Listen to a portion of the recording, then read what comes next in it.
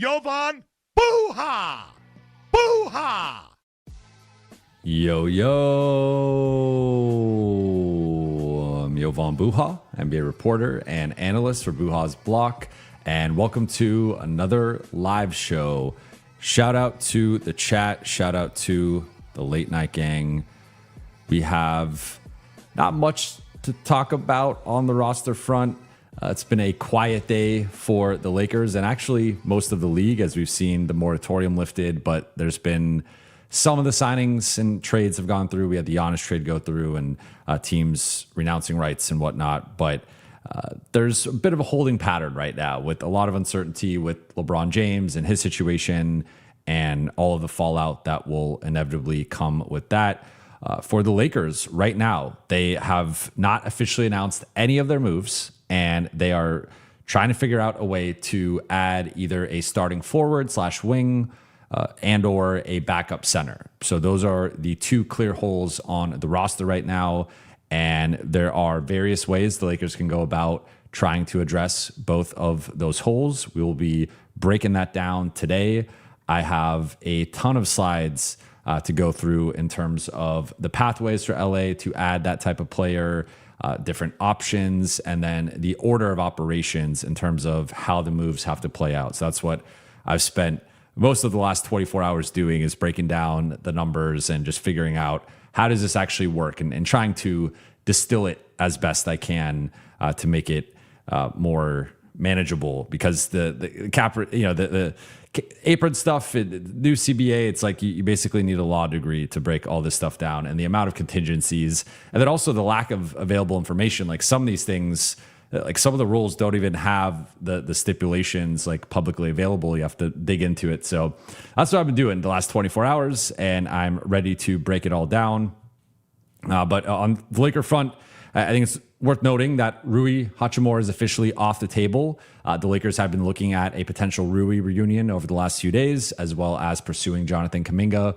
Rui stays in LA, but he ends up going crosstown to join the LA Clippers for a 2-year, $28 million deal with a team option on the second year. So that shows you that you can do team options instead of player options. It is possible. The Clippers had more of the leverage in that scenario. And the Summer League Lakers won today, 88-84 over the Spurs, despite a quiet night from Cameron Carr, who did not play in the second half. Adu Thero did not play in the game with a right wrist injury, and there's no update on his availability post-game from Summer League coach Ty Abbott, and we'll see if Adu is able to return in time for Friday's game in Las Vegas. But they won because Chris Magnon balled out and had by far his best game of Summer League through these first few games, and I think we finally saw some of the offensive upside that he has, and some of that as a cutter, as a shooter, as a transition threat.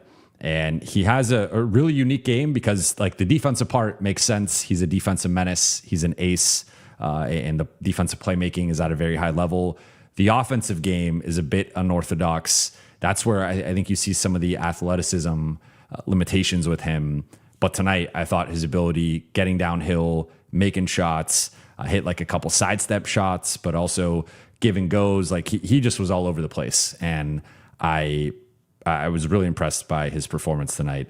So we could get into that during the Q&A, but I first want to start here with the Lakers' pathways to get a forward. So the Lakers have essentially 3 pathways to get a forward.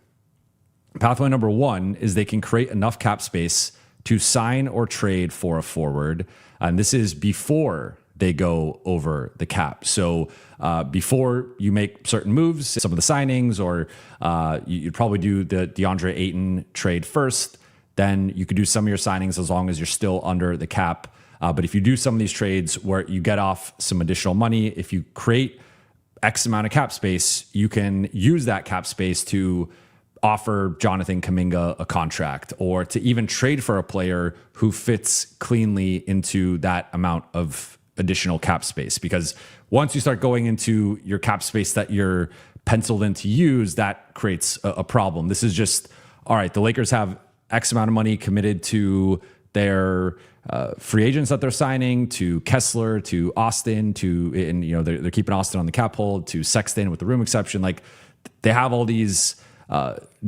moves that they're making, right? You got to keep the cap space as it is. And if you create additional cap space, you can then go sign for someone or trade for someone within the parameters of whatever additional cap space you are creating, as long as you're doing that while operating under the cap. Second option here would be trading for a forward after they make their moves. So they make their flurry of moves. They do the Kessler sign and trade. They do the DeAndre Ayton trade. They sign Grimes and Mamu. They use the room exception on Colin Sexton. And then they also use bird rights on Austin to go from being a cap space team to above the cap. And after all those moves, the Lakers are roughly right now at around $192.7 million. So a little over $7 million from the $200 million luxury tax line, and then there's another $9 million there or so until they reach the first apron. So they got some wiggle room there under the first apron.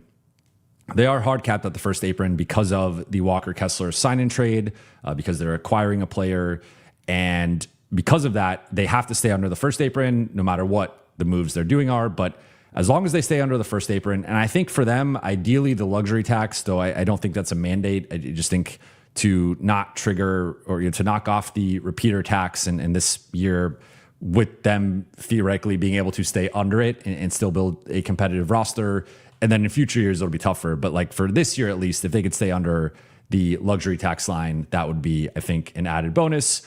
Or if they don't get off money as a cap space team, or they don't make a trade, they can just sign a guy to a minimum contract. And that would be the third path here. I think that's the one that fans would probably like the least, but that is a possibility. In terms of LA's trade assets, as a refresher here, the Lakers have 3 second-round picks to trade as of right now. They're 2033 second, and then the 2031 and 2032 Wizards seconds that they will be acquiring in the DeAndre Ayton trade. So realistically, that's going to have to be either the first or second thing they do, the DeAndre Ayton trade for Jaden Hardy, because that will give them those seconds that they can then reroute in a deal. They also have a first-round pick swap in 2032. So these are the Lakers' primary draft assets as of right now. They technically have 3 first-round picks. They just don't have access to trade any of them. And they could obviously do a pick swap with one of them with the 2032 first. Then in terms of trade candidates, because the Lakers are not going to trade Luka, and then there's some restrictions now, like the new guys can't be traded for a certain amount of time, depending on like Austin is, I believe, January 15th. The new players that they're acquiring, it'll be December 15th. Cameron Carr, it's 30 days after he signed his rookie contract. So I believe it's August 1st is the first date that Cameron Carr can be traded. And the Lakers don't even have a full roster right now. So these are the players that would realistically be rerouted if the Lakers make a move either below the cap or above the cap. Regardless of which path they take, here are the guys that they will be looking to trade. First and foremost, it starts with Jared Vanderbilt. This is the contract they will be looking to get off of. If they could get off of this and not use all of their draft assets in terms of the 3 seconds and the swap, I think that would be a tremendous win for the front office, just because the going asking rate has been a minimum of a first to attach Jared Vanderbilt in any deal, just to get to neutral value. So if you're theoretically, if like a player is worth 2 or 3 seconds and you're trying to put Vando in that trade, that's going to be really difficult for the Lakers, because you're going to need to include Vando just to get to neutral value 2 or 3 seconds, and then you don't have anything else to put on top of it. So that's where either you don't put Vando in that trade, or then you're potentially having to put like a do in that trade to sweeten the pot. So it just depends on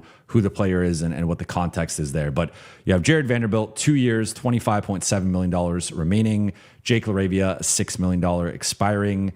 Jaden Hardy, making $6 million this year, $6 million team option for 2027-28, but he can only be aggregated while the Lakers still have cap space. So what that means is technically after the Lakers do all their moves, they could trade Jaden Hardy But if they did that, they could not aggregate him with other salary. So they could not use him and another player, two players for a certain amount of time.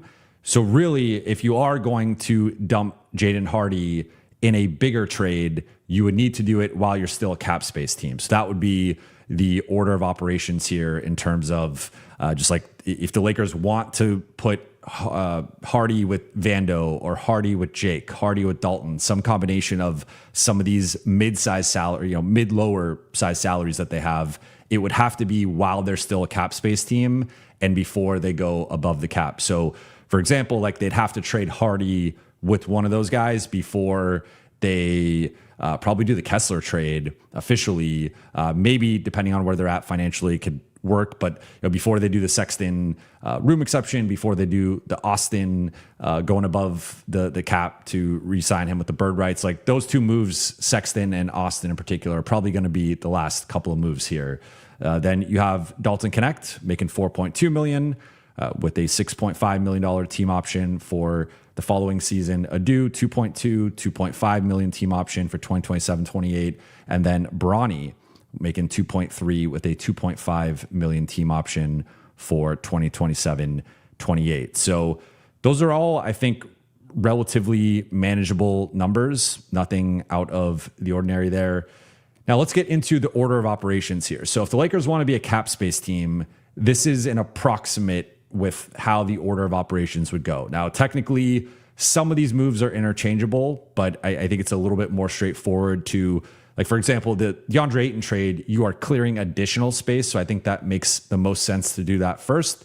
You don't have to technically do that one first, but some of these, like moves 1 and 2 and moves 5 and 6 here are relatively interchangeable. Move number 1 is you trade DA. You do that trade, you create that additional $2.1 million in cap space. Then you sign Quentin Grimes and Mamu.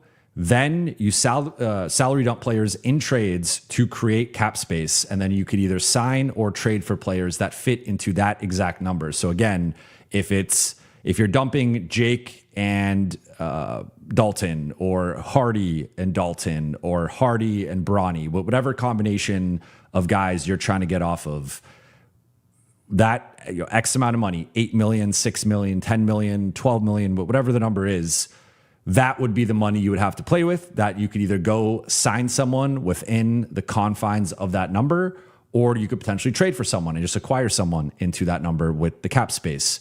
So you could technically even do that before you sign Grimes or Mamu. Doesn't really matter, but at least you're just locking in Grimes and Mamu.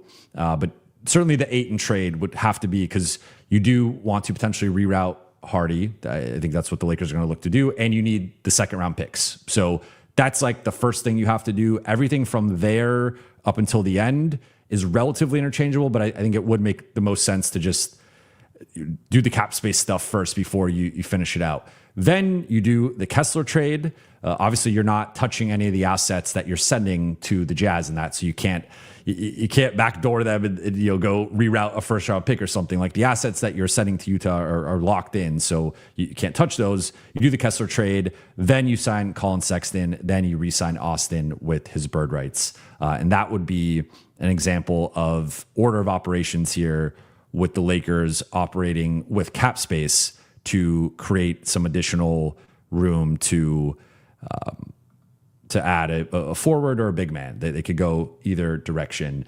Then here's the order of operations, trading above the cap. So this is if you decide you don't love, like there's no suitor.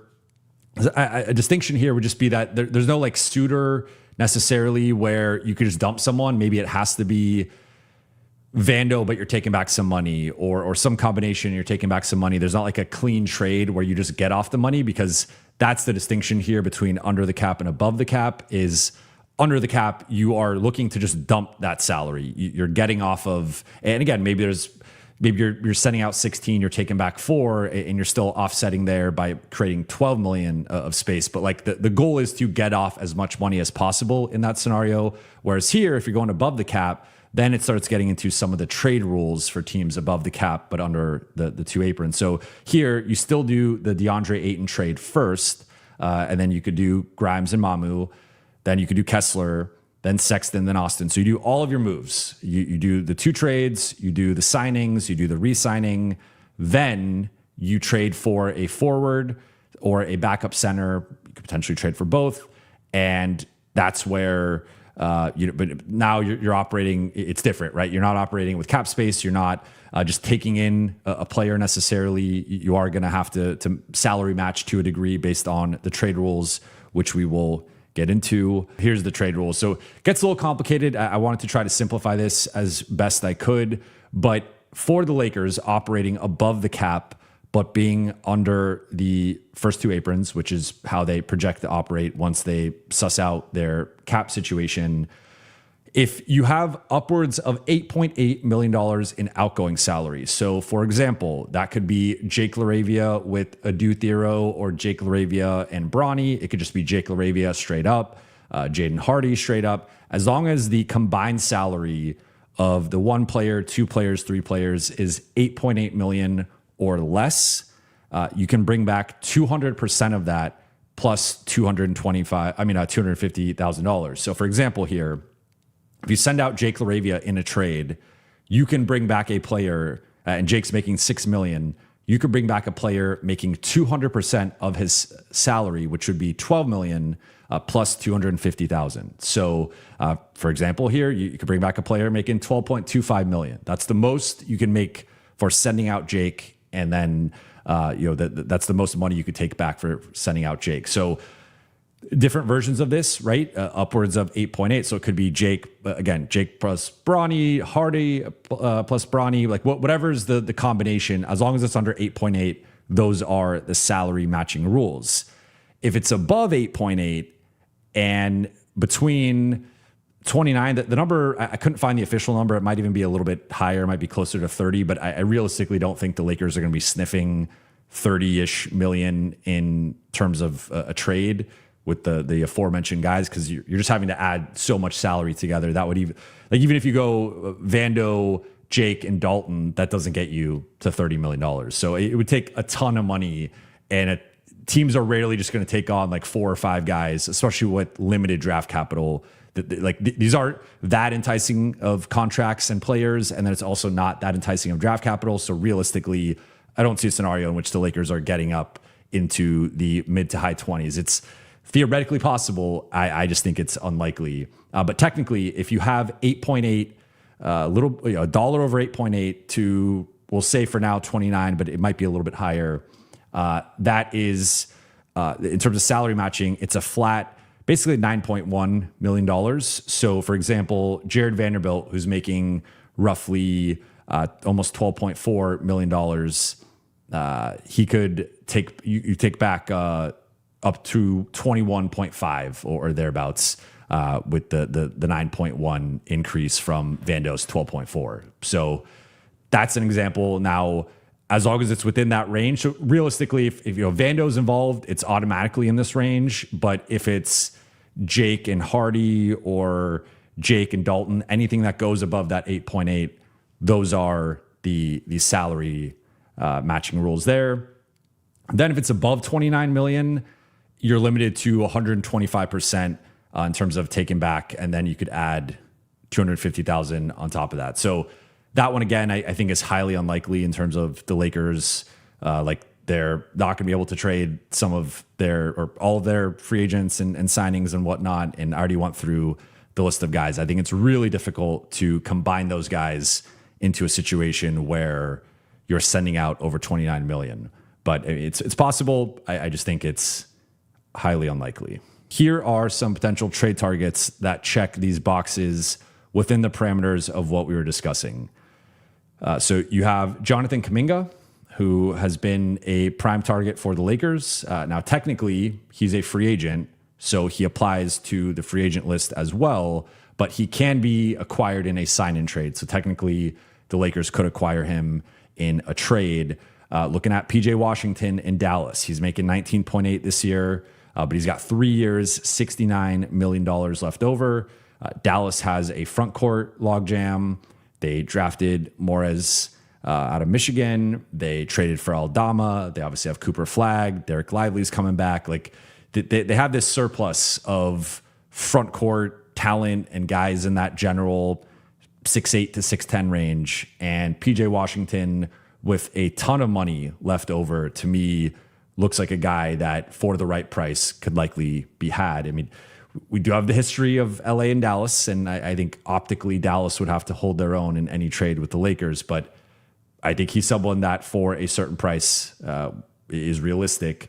You have Derrick Jones Jr., and with the Clippers now going in a different direction, trying to go a bit younger, he's a guy who's in his late 20s and theoretically fits what they're trying to do, and they could still use a certain amount of perimeter defense and shooting and motor and whatnot. But I think he's a guy that, as an expiring, not necessarily fitting into their long-term goals, like would the Clippers move him for the right price, which again, I think is likely going to be the Lakers, at least 2 seconds, if not all 3 seconds, depending on if Vando's in the deal or what that looks like. You have Christian Brown, who we've talked about before on the show in terms of would only consider taking him on if Denver was attaching some real draft capital to that. So is that a first? Is that a couple seconds? I know they have a pretty limited cupboard of draft assets, but something in that range, because he's making 21.6, that he's got 4 years, 103 million left on the deal. So that's a monster contract. You contrast that with like what PJ Washington's getting, and I think PJ Washington's just a better player than Christian Brown, even though he is a bit older. So Denver still has to shed some money with this whole Peyton Watson situation, even if they get the discount on Peyton Watson, which is how this is all shaken out, or potentially shaking out. They still are in a tough spot. They have Spencer Jones, like they love Bruce Brown, and they're just, it would be great for them to shed some money. And I think Christian Brown is the one that they would want to get off of the most. And so that's the one that I think they'd love to move him. It's just going to cost an arm and a leg, and we'll see if they end up paying that price. Cam Johnson, 23 million expiring. Denver needs to shed money. And look, like from a positional standpoint, I think Kuminga, Washington, Johnson all fit cleanly into the Lakers' current build. With Jones, Brown, Dort, and Strus, you are going a little bit smaller because I think with how the Lakers have things set up, you're looking for that wing defender, but also someone ideally 6'7" to 6'9". So if you're not quite, and a certain level of rebounder, if you're not quite there, like Dort and Strus are just not, they're not at the size or the rebounding that you'd probably want from that spot.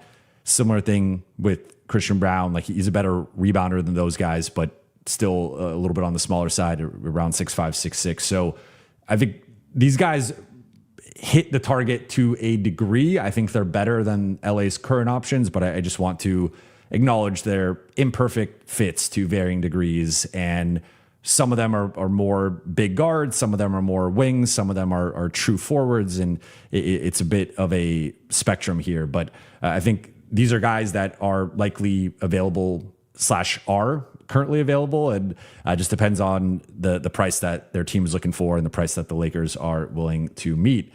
Then you have Lou Dort, $17.7 million expiring, not 17.1, but OKC is still over the second apron, so maybe they look to get off of him, or they do have a front court logjam to a degree at the 5, so maybe they get off of center Jalen Williams or Thomas Sorber or something like that.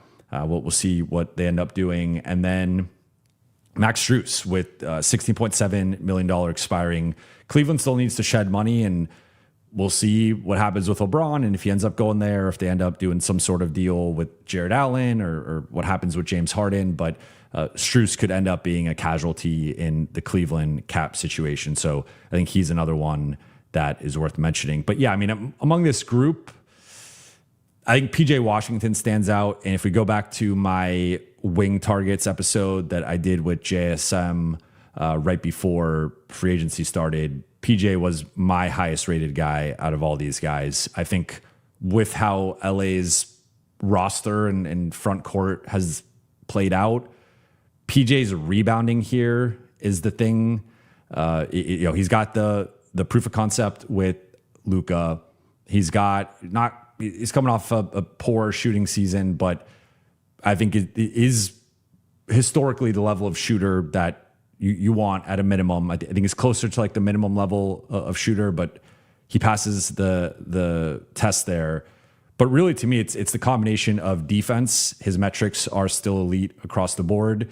he's more of a 3-5 defender than he is like a 2-4 or 1-3. But with Quentin Grimes likely being that starting point of attack guy, I think it would give you a nice contrast there where Quentin Grimes is guarding the 1s and the 2s. PJ Washington is guarding the 3s and the 4s. Luka and Austin are guarding the secondary guys. Luka guarding the secondary front court guy. Austin guarding the secondary backcourt guy. And then you have Kessler as guarding 5s, the primary rim protector. So of these guys, I would say PJ Washington is by far, I think, the best fit and checks the most boxes for what the Lakers currently have and currently need. After that, it's tough. I might go Cam Johnson, honestly, because he isn't expiring. And again, I'm looking at slightly bigger guys. He's in that 6'7", 6'8" range. And he's an okay rebounder. He's not a great rebounder. And I think he's a better defender than people give him credit for. He's not a stopper, but I think he's like slightly above average overall, just not at the level of like a Dort or a Derek Jones or someone like that. But I think the shooting mixed with the basketball, like I think he would fit in nicely with the offense in terms of just the shooting, the passing, the relocating. He's a high IQ basketball player. I think he checks some of the boxes. Now, I guess thinking through it, like I still want some more defense. So maybe I shift then toward Derek Jones Jr. I don't know if he's quite the level of offensive player. And it really feels like, as I've thought more about the Lakers build, it feels like, especially with that top 7, top 8, their goal is like, do not have an offensive liability out there. I think that's a big reason why they went with Colin Sexton over Marcus Smart or even Kelly Oubre with that room exception. Is I think they're trying to build a top 8 or a top 9 where there's just no offensive liability. And with the exception of Kessler, who is efficient and a high level finisher, but relatively limited. We'll see how his shooting and passing from last season develops into this season. With the exception of Kessler, everybody can shoot threes at least the league average level. Everyone can pass and move and dribble at a certain level. So Derek Jones, Lou Dort, those guys don't really fit within that. I think they're below the level you want overall offensively. Everyone else here, I think, is at least at the level, if not above it. But that, to me, I would say PJ Washington, Derek Jones Jr., and Cam Johnson would be my 3 favorites. Christian Braun, again, if you're getting the first, that's when I start to consider him. He, to me, is more of a 2-3, so it just shifts. Like, you're not really getting a true... He's like a 2.5, maybe 3 at highest. So he's not really like a big forward. And while he's a good rebounder for his position, he's not necessarily the level of rebounder you would want. Like he would immediately become the 3rd best rebounder in the lineup, but I would want a higher level rebounder.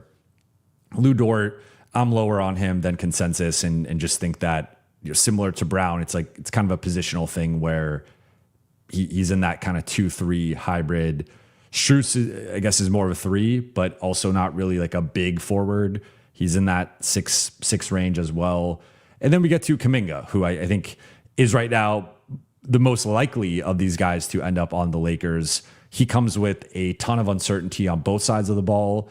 Like the positive side, like offensively, there's just an element of talent and skill that he's got the highest offensive upside on this list, I think, easily.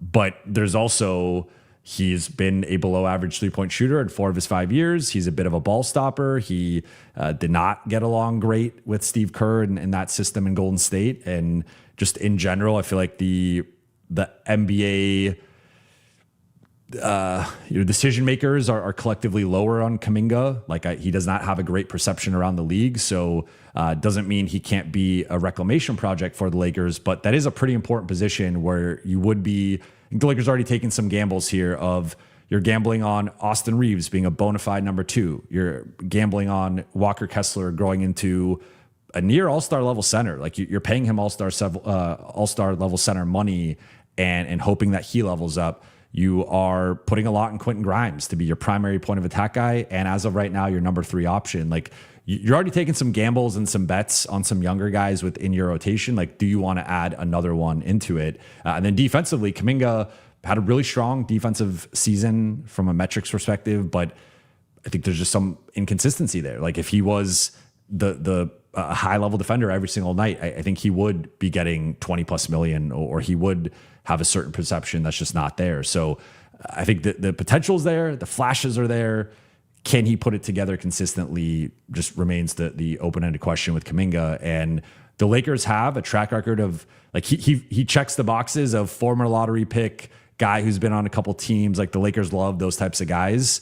But if this is like the final, if this is the Thanos ring that you're trying to add here to win a championship, it could go great and it could really work. And Kuminga could be that final piece, or it could be a disaster and you're looking to trade him at the trade deadline. And like realistically, if it's like a 1+1 or 2 year deal, it's not egregious. You should be able to move it. And even if you can't move it, it's not going to like sink your cap sheet or your future. It's a wasted opportunity. And like the bad version of Kuminga, I would easily put at the bottom of this list, even factoring in like Christian Brown's contract. The good version of Kuminga, though, obviously, I think he's closer to the top of this list. It's just, are you going to get that guy? Overall, I would say PJ Washington is the best fit and checks the most boxes right now with what the Lakers need and how their roster is shaping up. But I think you could argue several of these guys here. And with the caveat again that with Christian Brown in particular, you need to be getting a draft pick or 2-3 seconds, something like that, to really make it worth your time. Otherwise, I think you end up passing on him. Then here's a list of potential free agent wing targets. So again, Kuminga, technically unrestricted free agent, so you can't sign him or you can't acquire him in a sign and trade. But then this gets depressing. Like none of these guys should be starting on the Lakers, and I don't think any of them would be. But when we're talking about, do the Lakers do something under the cap? Do the Lakers do something over the cap? Or do the Lakers just stand pat and add a minimum player or two? This is where, or I mean, technically there's like within the third version, it could just be dump Dalton, dump Hardy somewhere. You don't take anything back necessarily, and then you go sign someone with that. Like, and this would be the pool you're pretty much picking from. Like Matisse Thybulle, I think he's one of the best perimeter defenders in the league. Not like as good as he was a few years ago, but still solid, still really good. I just think he's a fringe rotation guy at this point. Spencer Jones, I like, shot really well in the playoffs. I think he's underrated defensively, but he's an RFA, which is brings its own complications. Even though I don't think he's at the level where he's a no-brainer must keep for Denver, but that is something you have to potentially navigate. Bruce Brown and Gary Payton Jr. are more of these power forwards on offense, but guards defensively. So they check a unique box with their profiles. Ochai Agbaji, the Nets just rescinded his rights as a restricted free agent, so he's unrestricted. You also have Zaire Williams. So both those guys have had their rights rescinded and are free to hit the market. Then Nicholas Batum, which he doesn't really fit what the Lakers are going for. He's in his late 30s. So I think just based on this group, like he deserves consideration. It's just the Lakers are looking to stay in the late 20s and below. So even Gary Payton II might be out of their price range. Bruce Brown, borderline there. But this is the group. And none of these guys are starters. I think in the case of Brown and Gary Payton, have proven to be rotation guys on their respective teams and their respective systems, but Gary Payton didn't have a good tenure in Portland. Bruce Brown struggled in Indiana and Toronto relative to his performance in Denver. So we just don't know if those guys are system players, right? And they might just be best staying in Denver and staying in Golden State respectively.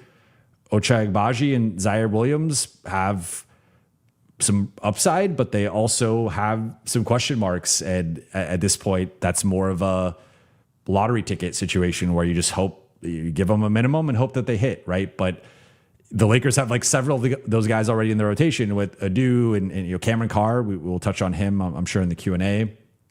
He looks ahead of schedule right now, but the Lakers, I think, would like some certainty to some degree with some of these guys, and it is really difficult. Like Matisse Thybulle, I think you know what you're getting.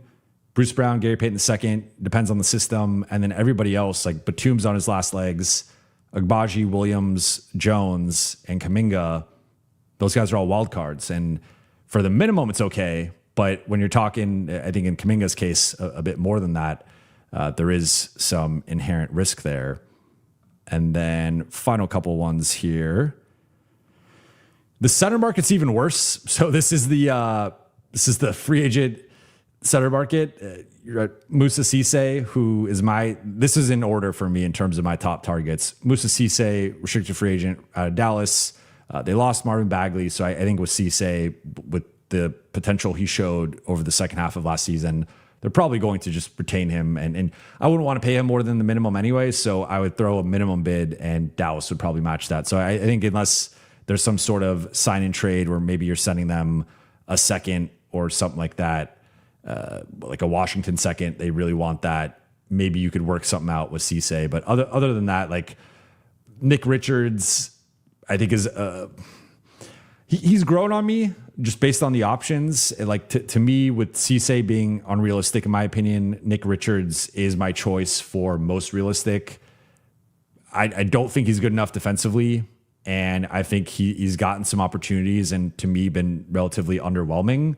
Like this was someone that people were talking about investing first round picks and whatnot in the trade market a couple years ago. And I just don't think he's been that level of player. So for a minimum player, I think he's fine. I don't think he's as good as Jackson Hayes. I don't think any of these guys are as good as Jackson Hayes. So like looking at losing Jackson and DA, the Lakers are going to take a step back at the backup 5 spot, but that's just part of it. And then Kevon Looney and Jonas Valanciunas, I just don't think are playoff. They're not 16 game players to me. Like just imagine these guys in a series against OKC or San Antonio, and you can't because it would not work, right? So Valanciunas was a bit of an innings eater during the regular season with Denver this past year, but we saw in the Minnesota series he was completely unplayable. Kevon Looney, he's a wily veteran, right? And he's got the championship experience with the Warriors. He's played in the biggest games on the biggest stage.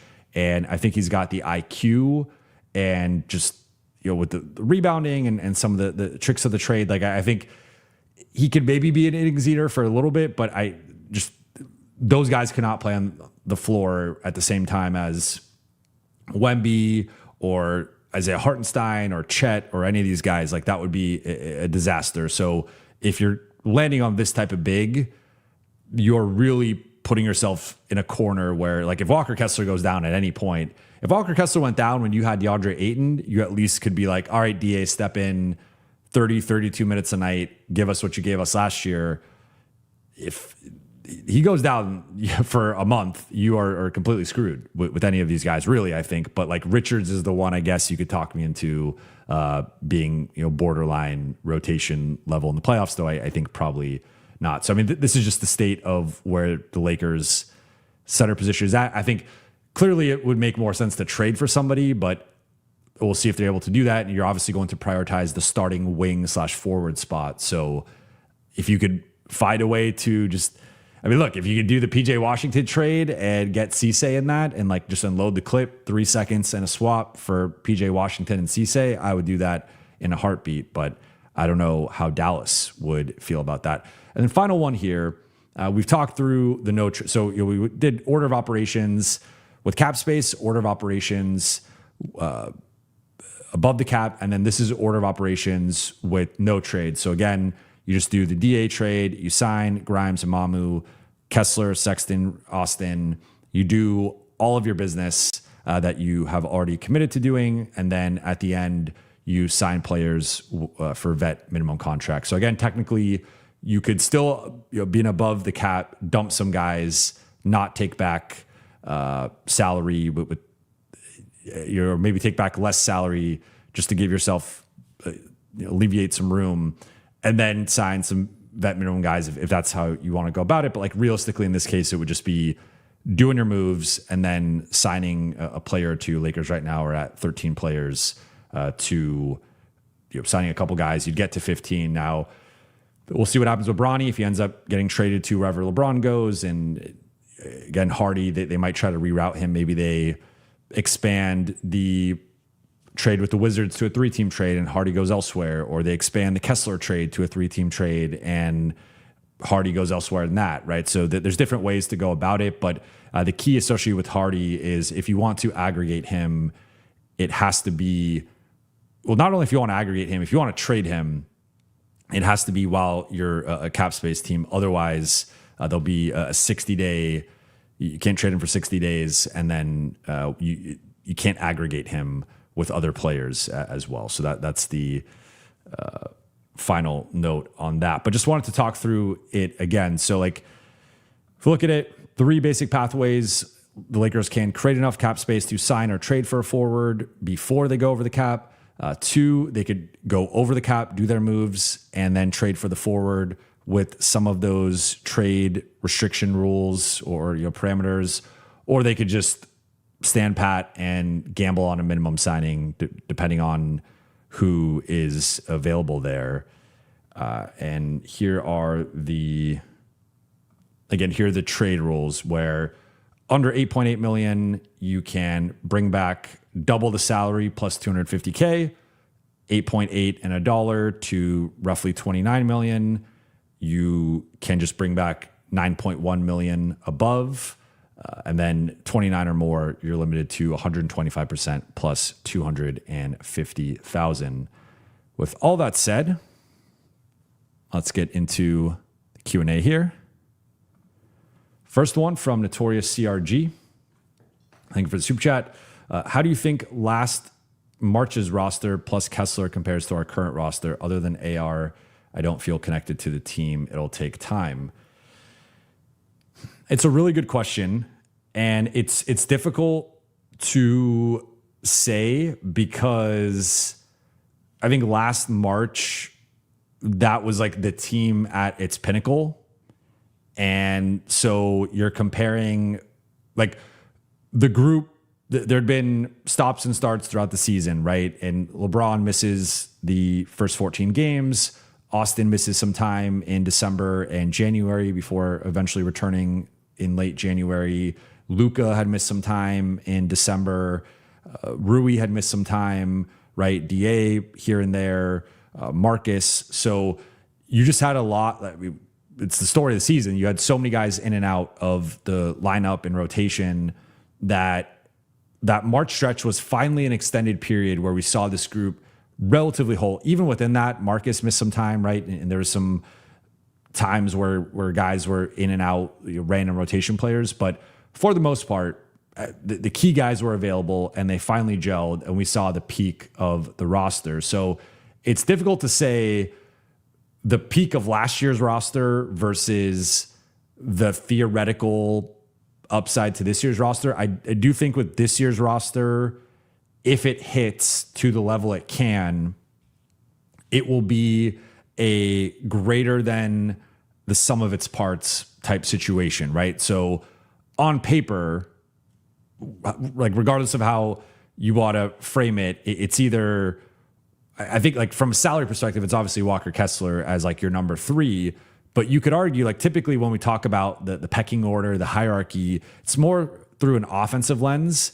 And right now on paper, Quentin Grimes is the Lakers' number 3. And I think if you look at Quentin Grimes, like no matter how high you are in Quentin Grimes, comparing him to most of the other number 3s across the league, at least in that top 8 to 10 teams, like it's like an all-star, all-NBA level player versus Quentin Grimes, who has been a bench player the last couple of years, right? So it's just, it's a different class. And going from having LeBron or Austin as your number 3 to Quentin Grimes as your number 3, there is going to optically just, it's going to be a downgrade, right? Like there's no other way around that.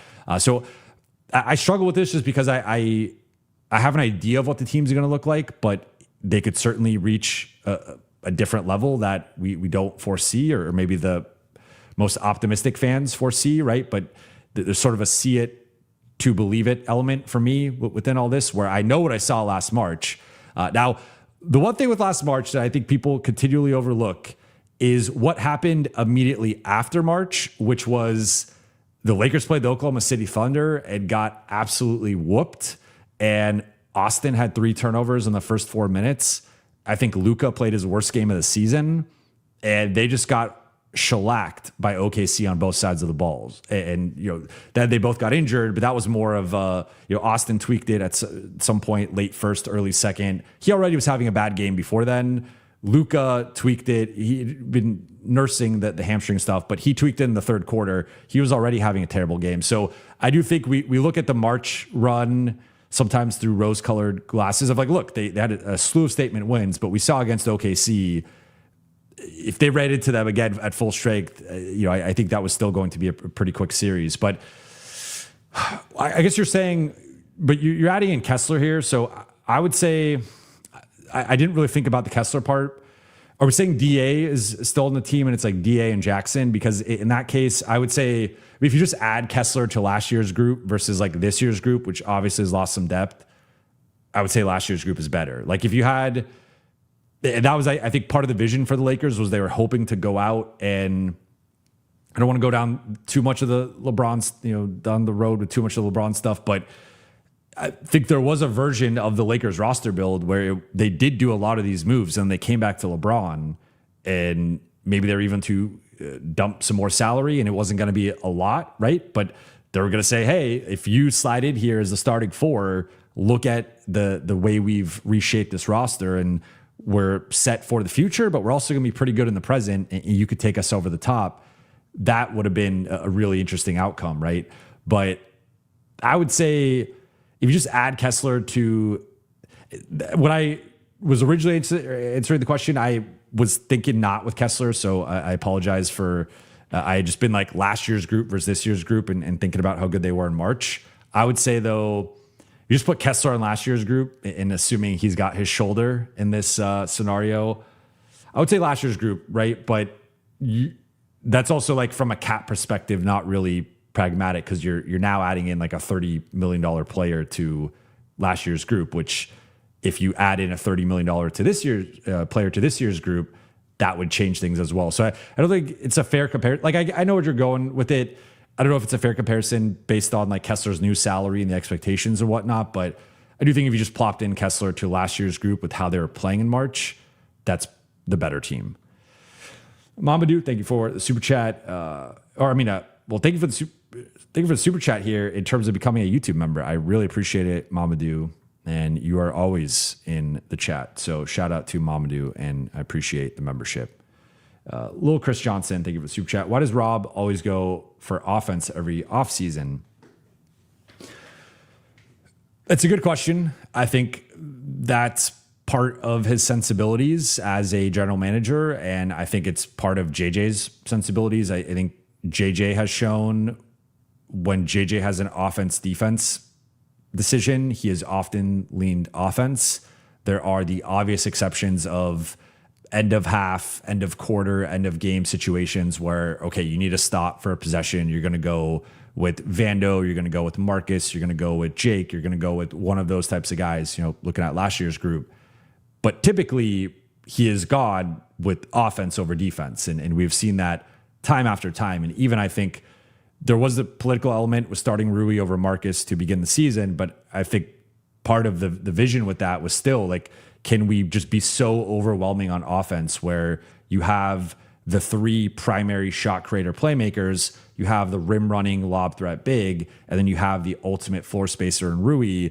And can that group be so devastating offensively that it limits any defensive limitations? And obviously the answer was no. That group, the numbers got better progressively throughout the season, but for the most part, it ended up being a net negative and just didn't work out defensively.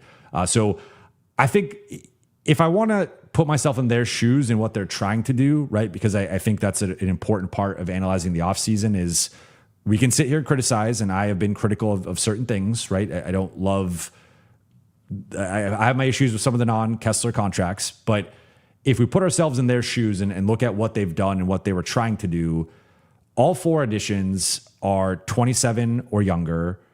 All four additions bring some sort of athleticism or physicality element to the table, where Sexton is a speed demon. Grimes has a certain amount of athleticism with his handle, beating guys off the dribble, also can dunk on your head if if he has a runway.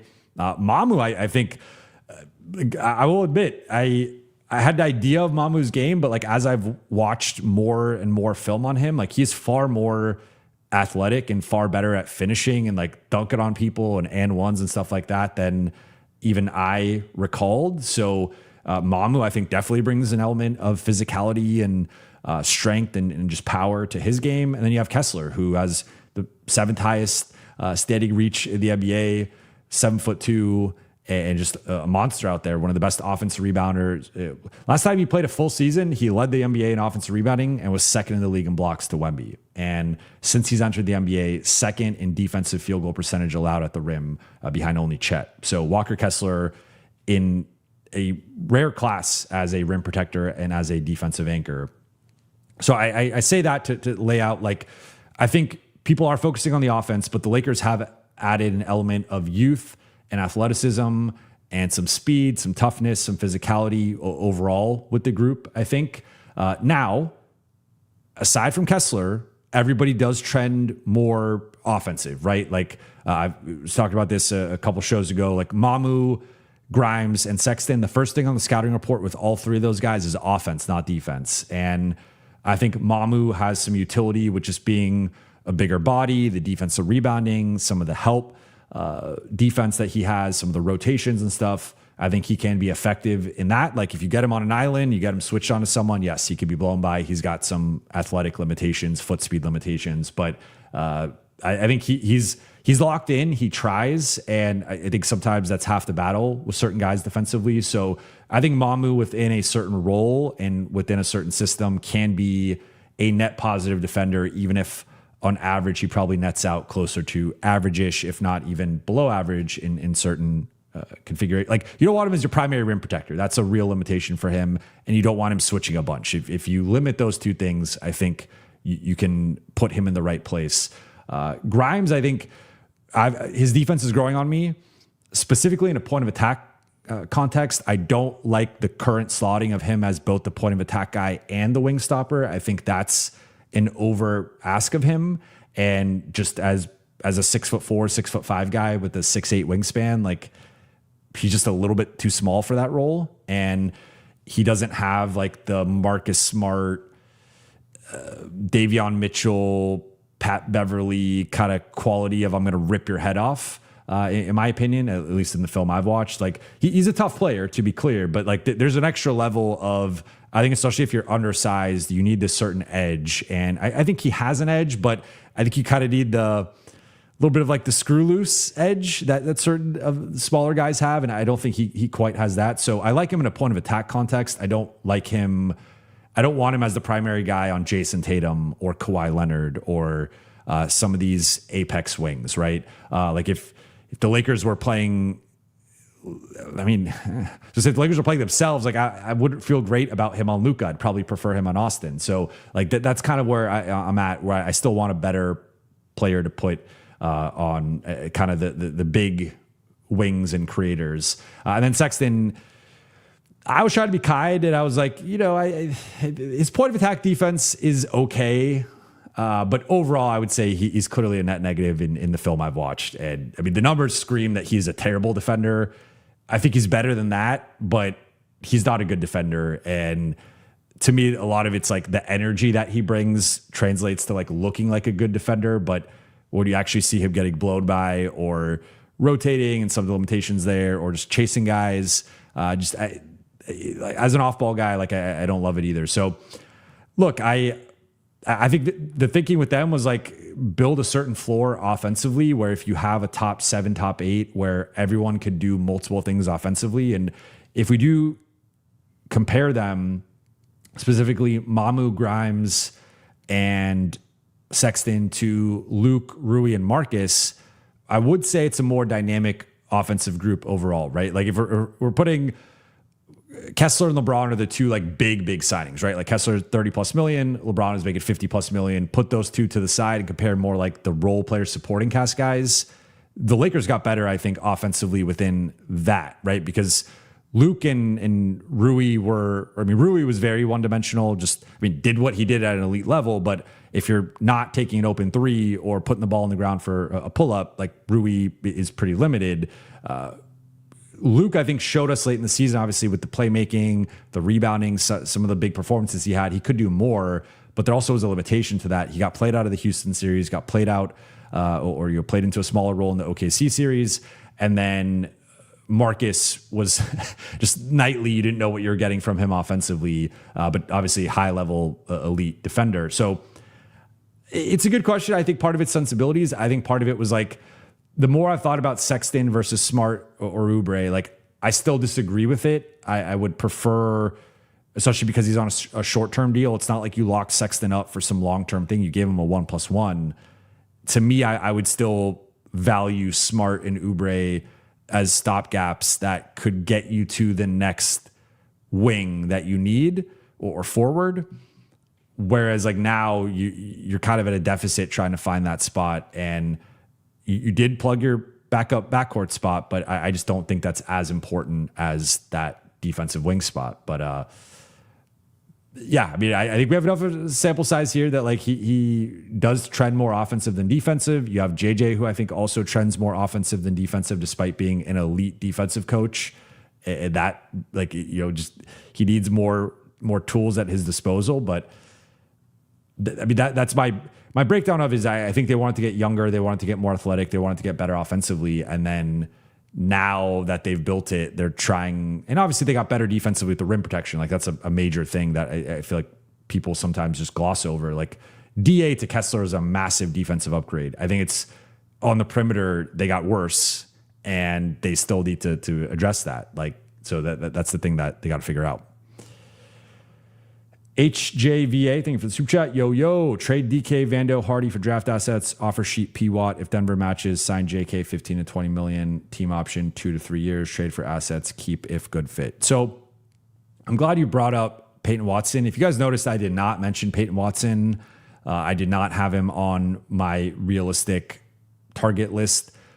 I just think if it's under 25 million, Denver is going to match it. Even upwards of 25 million, I think Denver is going to match it. And I think it's pretty difficult for LA to create enough cap space for that specific offer sheet. So I think it would be in my opinion, it would just be a waste of time. Now, if the Lakers have intel that they could potentially pry him, and if Denver's walkaway price is like anything above 22 million or something like that, for example, okay, that's a different situation. If you could get to 23 and you could steal Peyton Watson, I'm all for that.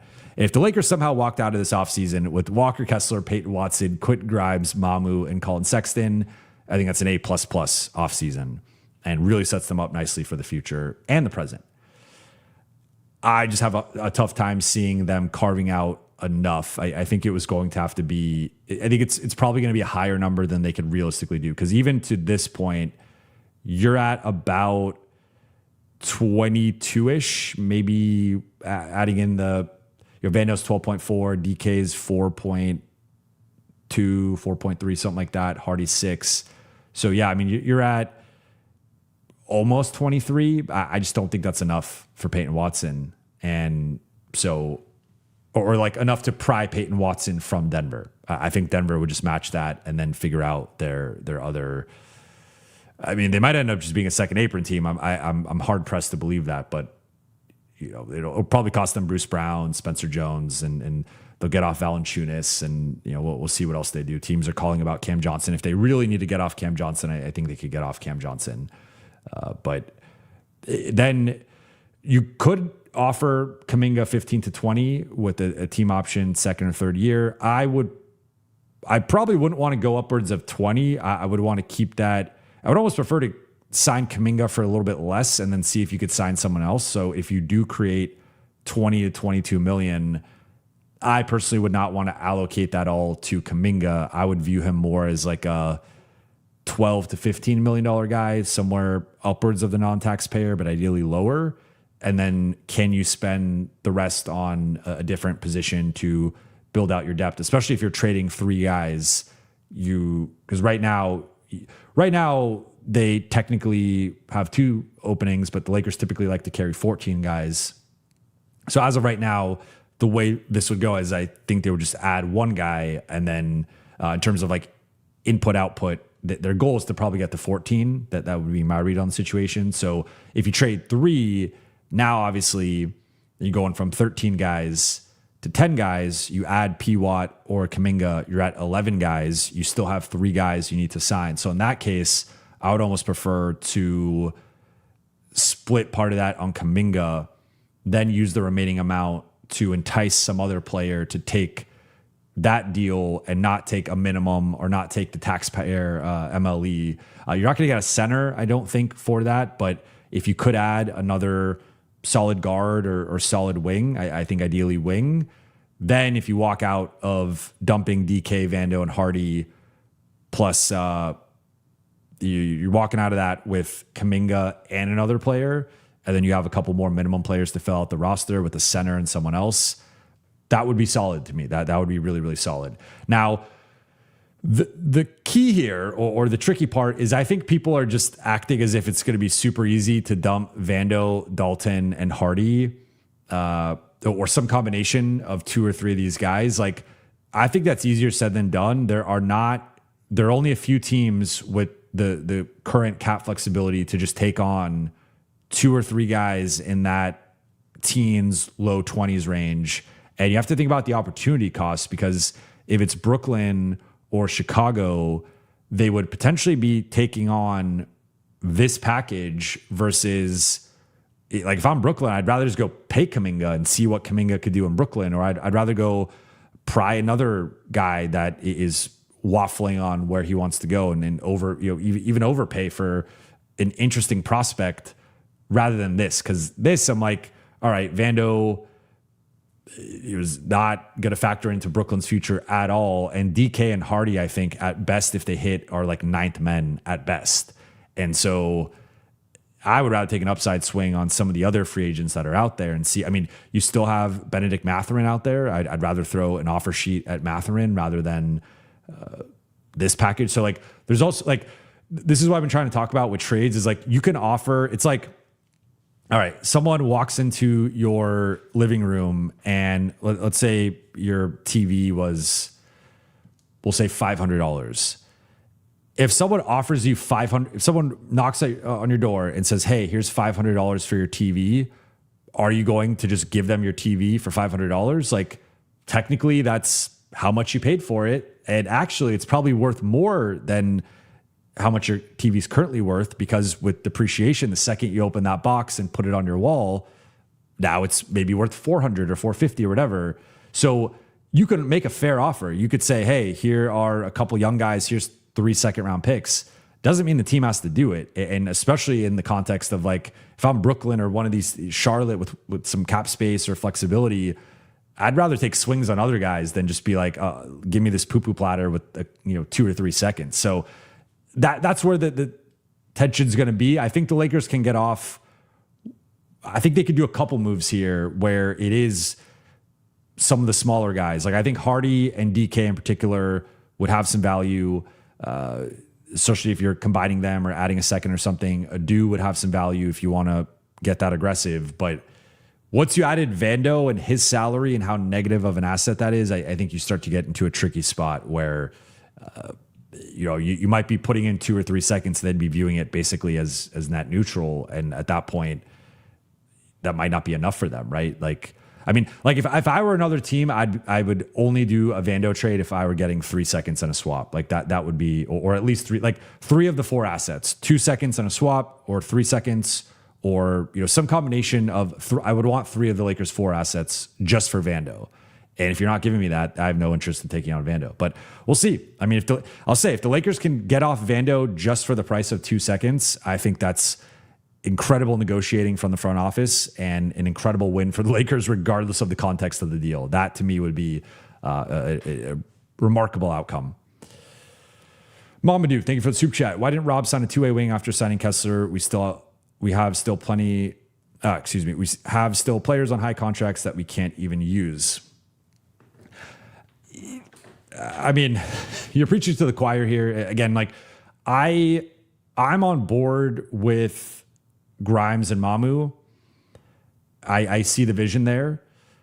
I just view them more as like 6th and 7th men. And I don't think the roster's arguably structured right now with them starting, I think they would probably go Jake as the placeholder until they get that bigger forward, keep Mamu in a bench role and as a 4-5 hybrid. But you could argue they could start Mamu. He's making over double the amount of money that Jake's making. So if money talks sometimes with roles and starting lineups and whatnot, you would probably go Kessler, Mamu, Grimes, Austin, Luka. And like, I like those guys. I see the vision. I like the role. And even Grimes as a starter has grown on me. But yeah, I mean, that would be, to me, that's where like the Sexton opportunity cost comes in. And I would have preferred a better defensive player there. But I think the Lakers are really trying to lean into building around Luka, optimizing offensively around him. And then if you build out the best offense in the league, you do have more margin for error defensively. I think the issue for the Lakers the last 2 years has been 2 years ago, they were 11th in offense. This past year, they were 10th. Part of that's due to injuries. And even that first year, they didn't have Luka for the full time, right? You had the trade at the deadline or right before the deadline. But the Lakers have underachieved objectively offensively the last 2 years. And so I think despite them prioritizing offensive players, as the question from Lil Chris a couple questions ago, they have not been up to the level they should be offensively. And I think the goal right now or the belief right now is like, let's build the top 5 offense. Let's build the top 3 offense and hope that Kessler plus another addition can get us to like league average-ish, if not maybe a little bit above there. Now it's tough to win I think it's gonna be tough to win a championship if you don't build a top 10 defense. I think if we just look at some of the recent trends in recent years, with the exception of the 2023 Nuggets, all of these recent champions, going back to even like the Warriors, first KD run. I mean, you go back to last decade. With the exception of the Nuggets, everyone's been pretty good defensively and had several elite guys. And you could even argue that the Nuggets with like Gordon and KCP and Bruce Brown, I think, was defending at a high level during that run. Jokic, I think, had a strong run by his standards, that playoff run. Like even they had some guys punching above their weight or defending at a really high level. So I think the key here is like I think for the Lakers to truly be a contender or to be taken seriously in that OKC San Antonio class, they need a top 10 defense. That's, they could be the best offense, and that would be great. That would be a major step in the right direction. I also think they need a top 10 defense. And if they're not there, like that should be the goal. It doesn't have to be number 1, doesn't have to be number 5, doesn't have to be number 9. I just think as long as you're in that around 10 and you have a top 3 offense, you're in the mix. Cage Britt, thank you for the super chat. We need Moussa Cisse, free up space, perfect backup. I would love Moussa Cisse. And he was one of the guys. So it's funny. I went back and I looked at my free agent bargains list, and 2 guys on there. So Mamu was actually my number 1 big on the bargain list. The list was theoretically supposed to be guys making 10 million or less. So Mamu went over that. Dean Wade, who was the other guy I was iffy on, ended up going for, I think, 13, 14 million a year. He was also on the list, and that, was a little bit lower on Dean Wade in terms of salary projection. But outside of those 2 guys, everyone else has been single digits. And yeah, Moussa Cisse was on my list of bigs that I was interested in, and he checks the boxes of finisher, lob threat, high motor athlete, good rebounder on both sides of the ball, shot blocker, rim protector, still raw, and I think needs to continue to refine his game. And but it could even be, I mean, if you're using him as your primary backup, it like that, there's a bet aspect to this, right? But I think the physical profile and some of the flashes he's had, to me, definitely ahead of Looney and Valanciunas. But even Nick Richards, I would not be shocked if he was like a better player than Nick Richards by the end of the season. So yeah, Cisse would be an awesome pickup for me. I just, RFA, it's tough to happen, or tough to pull off. Easy peasy. Thank you for the super chat. Dream scenario: seconds to get off Hardy, Jake, DK, waive and stretch Vando, offer Peyton $25 million first year with increases if Denver matches Kuminga and Mins, Richards, Agbaji, Thibault, Zaire, Jake, DK, Hardy, Vando. Yeah. I mean, I think that would be like the dream realistic scenario. I think 25 is probably in a range where Denver matches.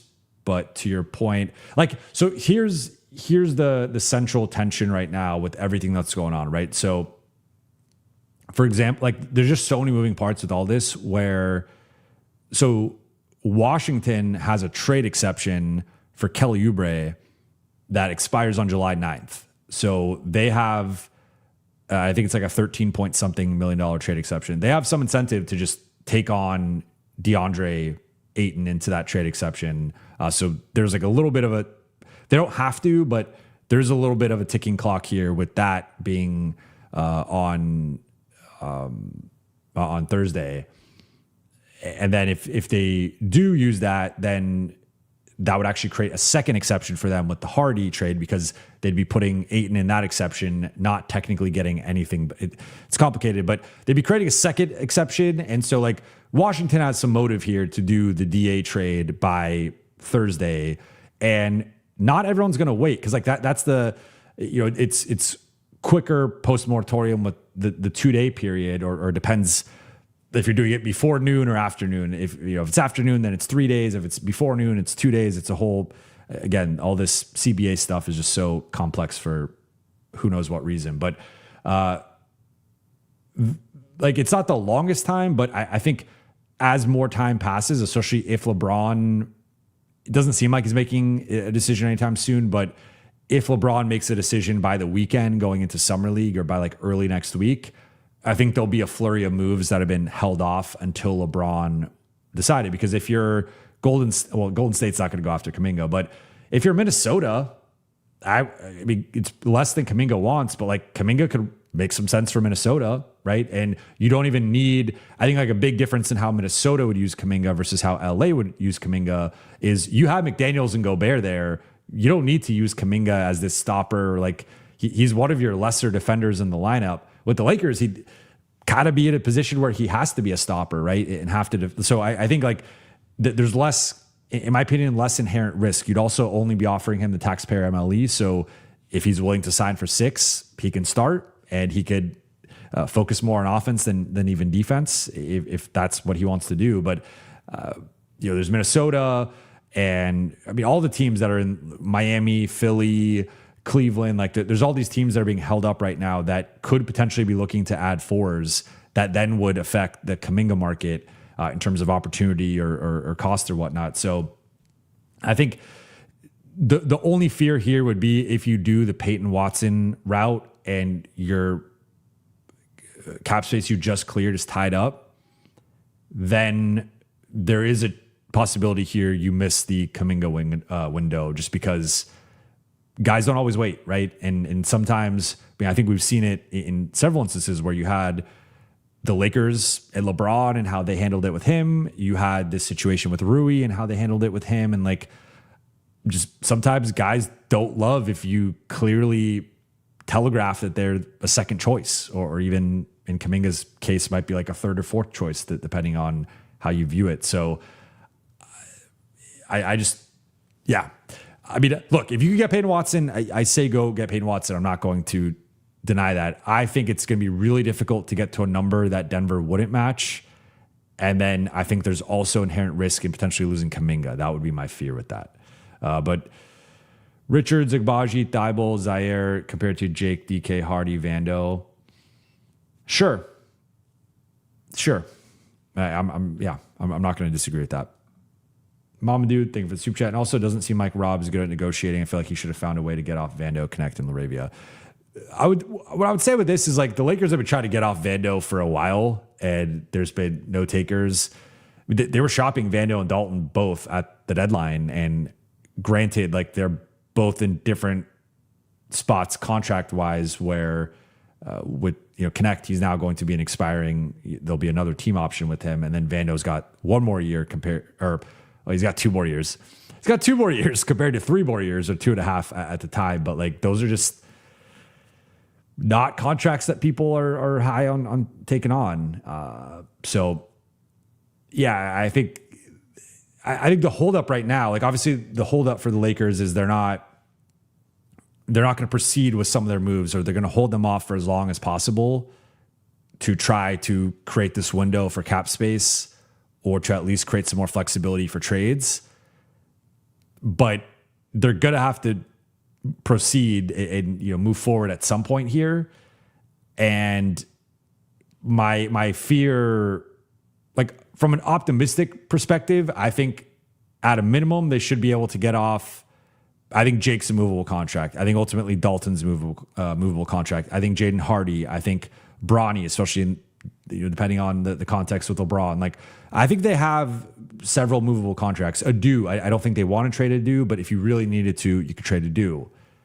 Vando's the one that I think is going to be difficult to trade, and it's going to require most, if not all, of your draft assets. But I think they can make some trades. I just think the big one of clearing out the high teens to 20s, I think is more complicated than some are suggesting. And I think if they could have done it, they would have done it already, right? Like, I don't know what the holdup, because really, if you think about it, the Lakers have this master plan, right?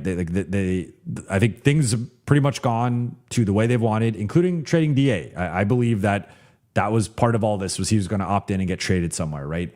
And he gets traded to a situation where he could have an opportunity depending on what happens with Anthony Davis. But the Lakers have known they've needed to trade these guys for weeks, right? I mean, frankly, months, going back to at least going to the deadline. So they've had all this time to try to negotiate and get off these guys. And I think they're trying to swing big right now and get off as many of them as possible. But it might end up being a situation where it's a couple of them together, or it's a couple of them in smaller separate moves. And I don't know if Vando is going to be in that. So you can waive and stretch him, which might just be the conclusion here.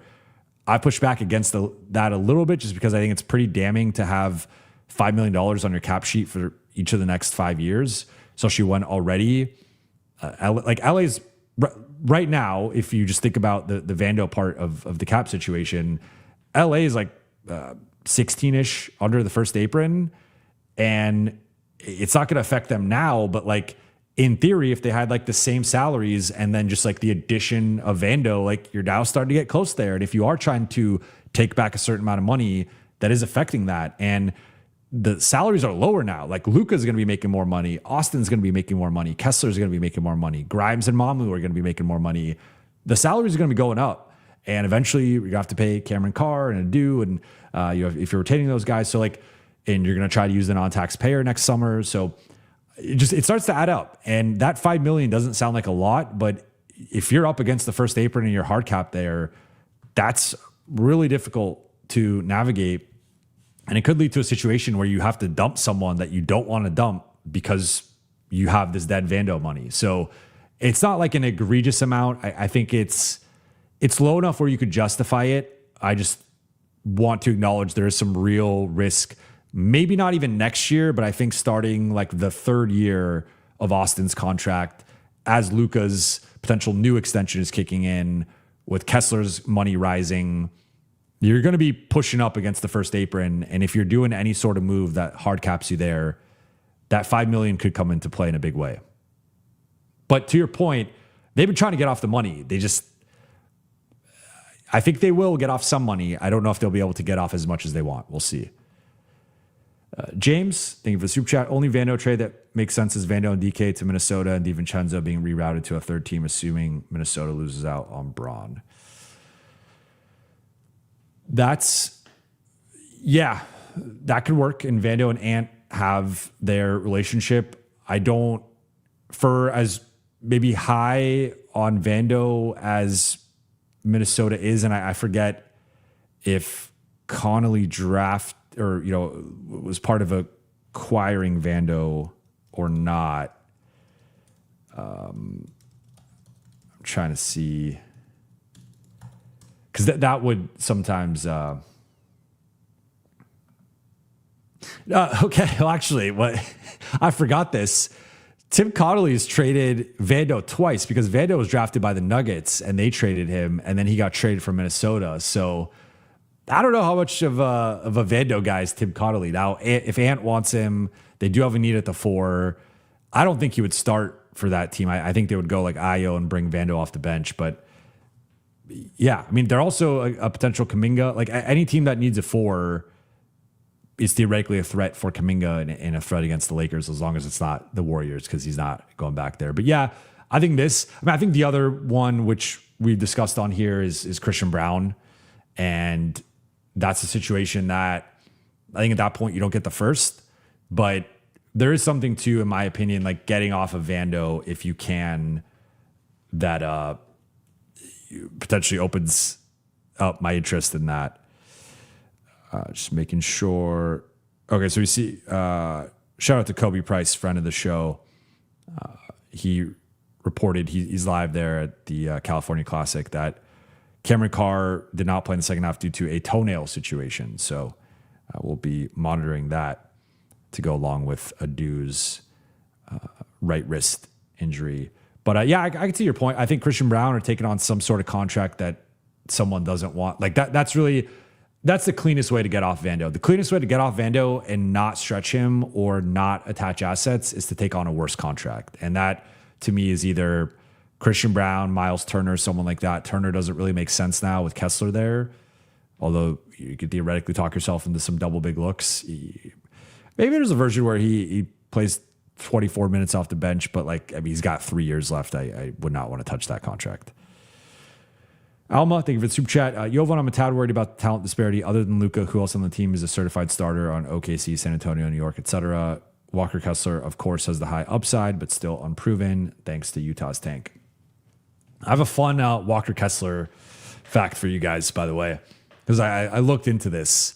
So his games played numbers are artificially doctored in the sense that through his first 3 years, Utah sat him to end the season somewhere between 4 to 8 games. So 1 year he didn't play the final 4 games. 1 year he didn't play the final 7. 1 year he didn't play the final 8. So when you look at Walker Kessler's numbers on the surface, they are a little concerning in terms of he's only played over 64 games once in a season, which was his rookie year. He's actually been declining in terms of games played in season over season. So he went 74, 64, 58, 5, right? Like that's trending in the wrong direction there. But when you add in the games that he sat down the stretch of the season, it actually goes 78, 70, 65. And then this past season with the season ending shoulder surgery that he was in a contract year, Utah's tanking. I think there's some factors that led into that. But if you go from 74, 64, 58 to 78, 70, 65, that looks a ton better. You have now 2 seasons in which he was available for 70 plus games. All 3 seasons that he were full seasons, 65 plus. So that looks a lot better. His numbers are artificially down because of the tanking and because they sat him and multiple guys down the stretch of the season. And so I think Walker Kessler has gotten dinged a little bit because of that unfairly, in my opinion. That said, yeah, I totally understand that. Like, this is the part I've been grappling with this roster is that I think if you look at the success the Lakers have had, like I think the Lakers have a strong foundation where you could argue Luka's the best offensive player on the planet. You could argue he's the best player on the planet. He's in that conversation. And so that's already a high starting point. Then Luka and Austin has basically been a double-digit net rating through their first 2 years together on the floor. And that's regardless of who's the center, if LeBron's on or off. Like, just isolating for just Luka and Austin, I've basically been in that +9, +10 points per 100 possessions. So that's a strong foundation as well. Then you add in, like, if you look at some of the time when LeBron was out of the lineup and it just was those 2 guys, they did play, like, Luka is the lead. Obviously, Austin's playing off of him. But if it's just those 2 guys plus shooting and rim runners, that has proven to be, at least in the regular season, a winning formula. So the Lakers have replicated what has worked with those 2 guys. Like, I think if you're trying to optimize for those 2, they've gotten pretty close. Now, they haven't got all the way there because I would argue that those guys also need a certain level of perimeter defense that the Lakers have just ignored for a variety of reasons, but or not ignored because I think Grimes addresses it to a degree, but not quite nailed it to the degree that I think they need to nail it. But yeah, I mean, outside of Luka, like this is where this year's group teeters in terms of like real upside, but also some questions that if they don't hit would be concerning. So the Lakers are paying Austin right now is the number like 41st highest paid player, but that's going to go up to 45, then 48, 49, then 51, right? So the cap's going up, other guys are going to get paid, but they're paying Austin probably over the life of his contract like a top 30 player. And a top 30 player is fringe all-star, right? It's not equal because of the West versus the East and the depth. It might even be deeper on the East right now, but just top 30-ish player, right? So I think Austin was in that mix last season, but kind of tale of two seasons. Pre-injury, I think he was definitely in that mix. Post-calf injury, I don't think he quite got back to being at that level. So this is a bet on Austin, like being that pre-calf injury player for the entirety of the season and into the playoffs. Kessler, you're paying as the third guy, but offensively maybe more the fourth or fifth guy, but it's a huge bet on him. It's the biggest contract for a non-all-star level center. Now, again, cap rising, guys are getting paid. So once Duran gets paid, he'll be the 11th highest. Wemby is going to get his extension. Other guys are going to get paid. Kessler's going to be making closer to like league average starting center money. And I think that's perfectly fine. Like through that, if I told you Walker Kessler is being paid as the 15th highest ranked center, I think most people would take that. Like that's a pretty fair for how great he is at like the specific things you want on a Luka team. Totally fair. And then you got to Grimes and Mamu and Sexton, and like those guys maybe being slotted a little bit higher than you would want ideally, and it could work or it could not work, right? So a lot of questions here. I get your point though. Like the Lakers are at just a top end talent disadvantage outside of Luka to this point.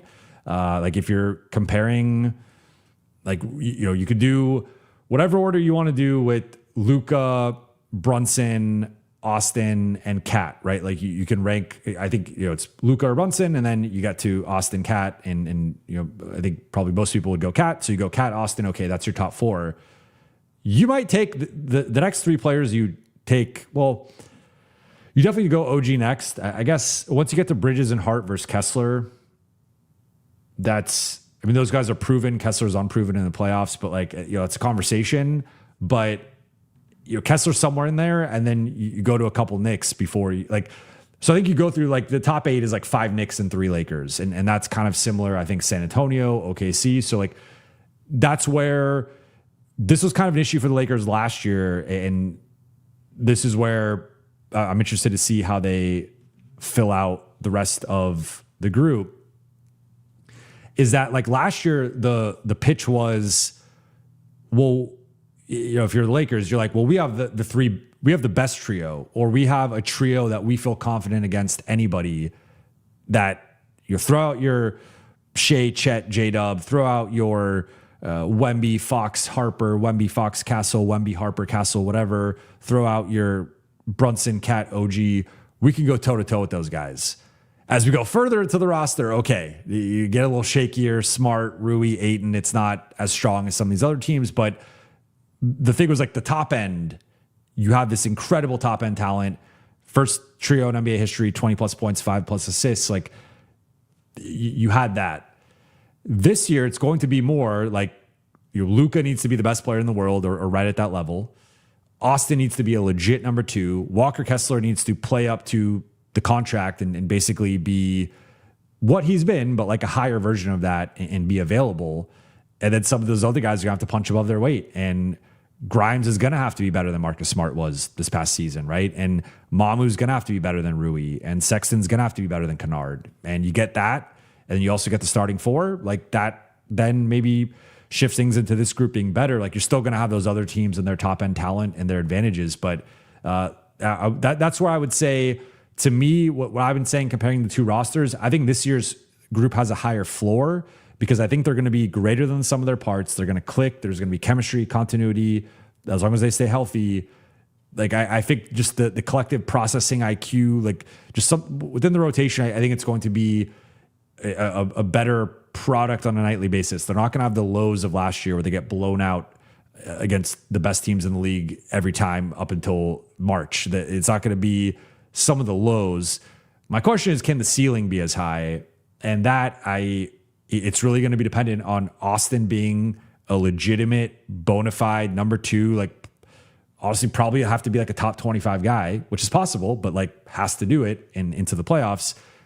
Then Kessler has to be a legit 16 and 12 and 2.5 blocks. Like, you're going to need that type of production. And then Grimes is going to have to be a every night high teen scorer plus locking down the opponent's best perimeter guy. And like, that's a tall task for all those guys, but like that's the task, right? Like that's, if you're going to be a true contender, they have to be delivering at that level. Daniel, thank you for the super chat. Chris Magnon on a AJ Mitchell type deal makes all the sense in the world. I get that he needs to develop offensively, but the Lakers need his defense in the worst way possible.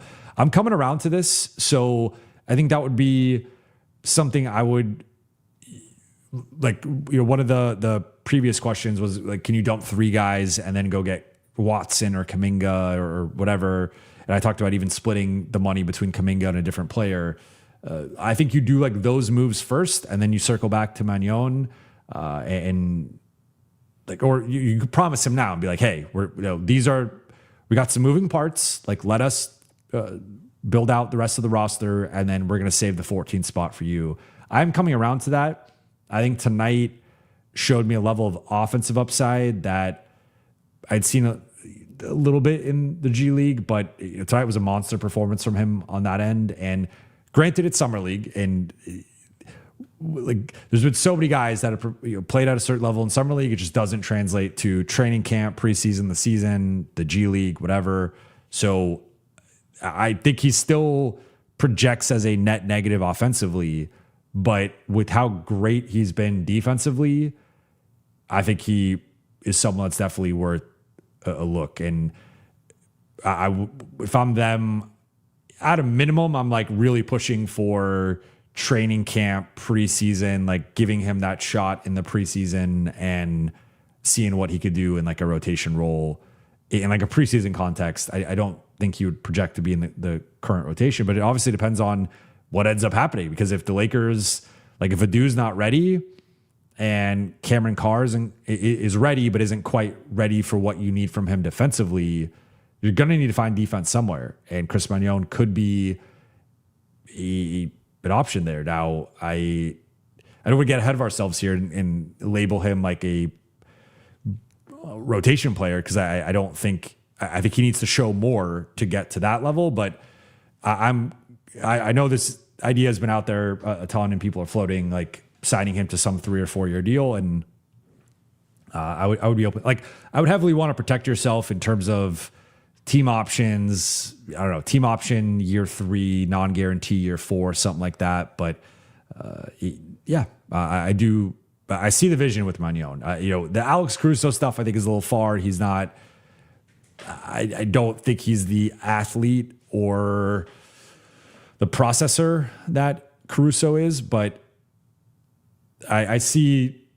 Could he end up being like a Jordan Goodwin level player? I think that's probably a more realistic, like best case scenario for him. And that is obviously contingent on him continuing to develop offensively. But if he can develop offensively and continue to refine his game, I think he has that type of potential, which Goodwin's a good player, but Goodwin versus Caruso is different ballpark. Joey Lucco, thank you for the super chat. DFS DK plus second to Charlotte with a wink and a nod agree to buy out. I mean, yeah, you could. I mean, it's going to depend on what's the buyout number, right? Because you are. I don't think you're buying out the full contract. Like that gets a little tricky there. I know, like he's got the non-guarantees and stuff in the future, but I mean, maybe. I wonder if they just buy him out or waive him currently, and then he just goes sign somewhere for the minimum. Zach Wan, thank you for the super chat. Can we trade Vando, Hardy, DK 3 seconds for Sharp, Minot, and sign JK and Thibault, and target DJJ and Dort for next offseason? Thoughts on a do?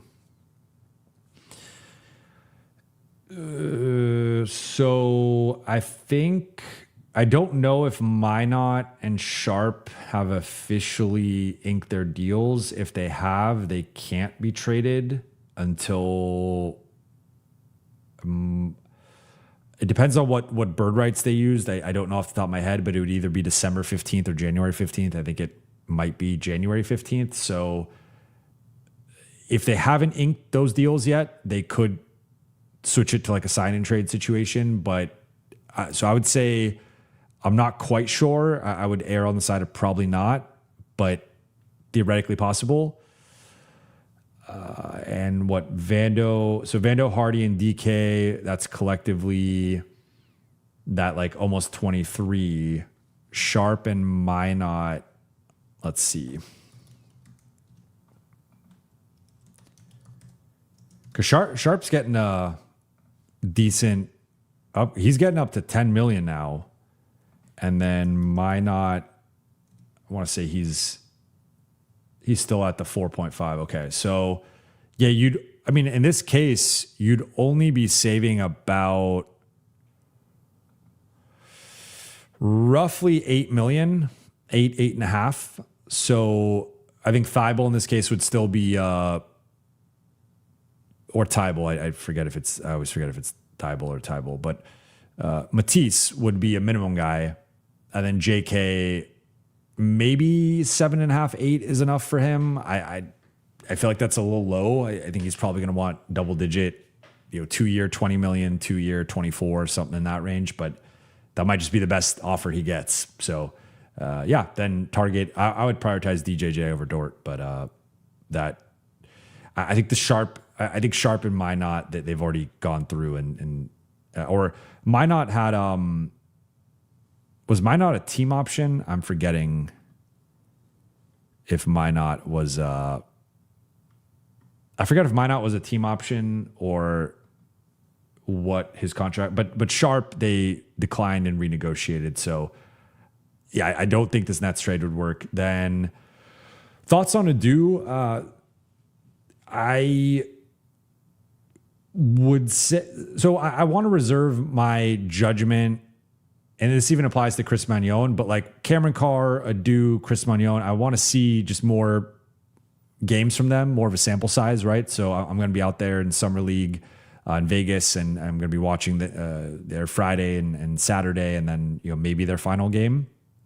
So I do want to consume more film, watch them in person, and just get a larger sample size with my overall thoughts with where each of those guys is at and where their games are trending. I would say with Adu, to me, he still looks pretty raw, and I don't think the current form of Adu looks like a rotation player. And to the point that I think if I were JJ and I viewed Vando the way that I think JJ views Vando, I still would kind of be like, even with all the warts that this is obviously partly contingent on if they even keep Vando or not, depending on if they trade him. But I would even be like, I would play Vando over Adu. I think Adu's going to have every opportunity to show he should play ahead of Vando. And again, with the caveat that Vando might not be on the roster, but if he's on the roster, I think Adu's going to be given opportunities to surpass Vando because that's better for the team longer term.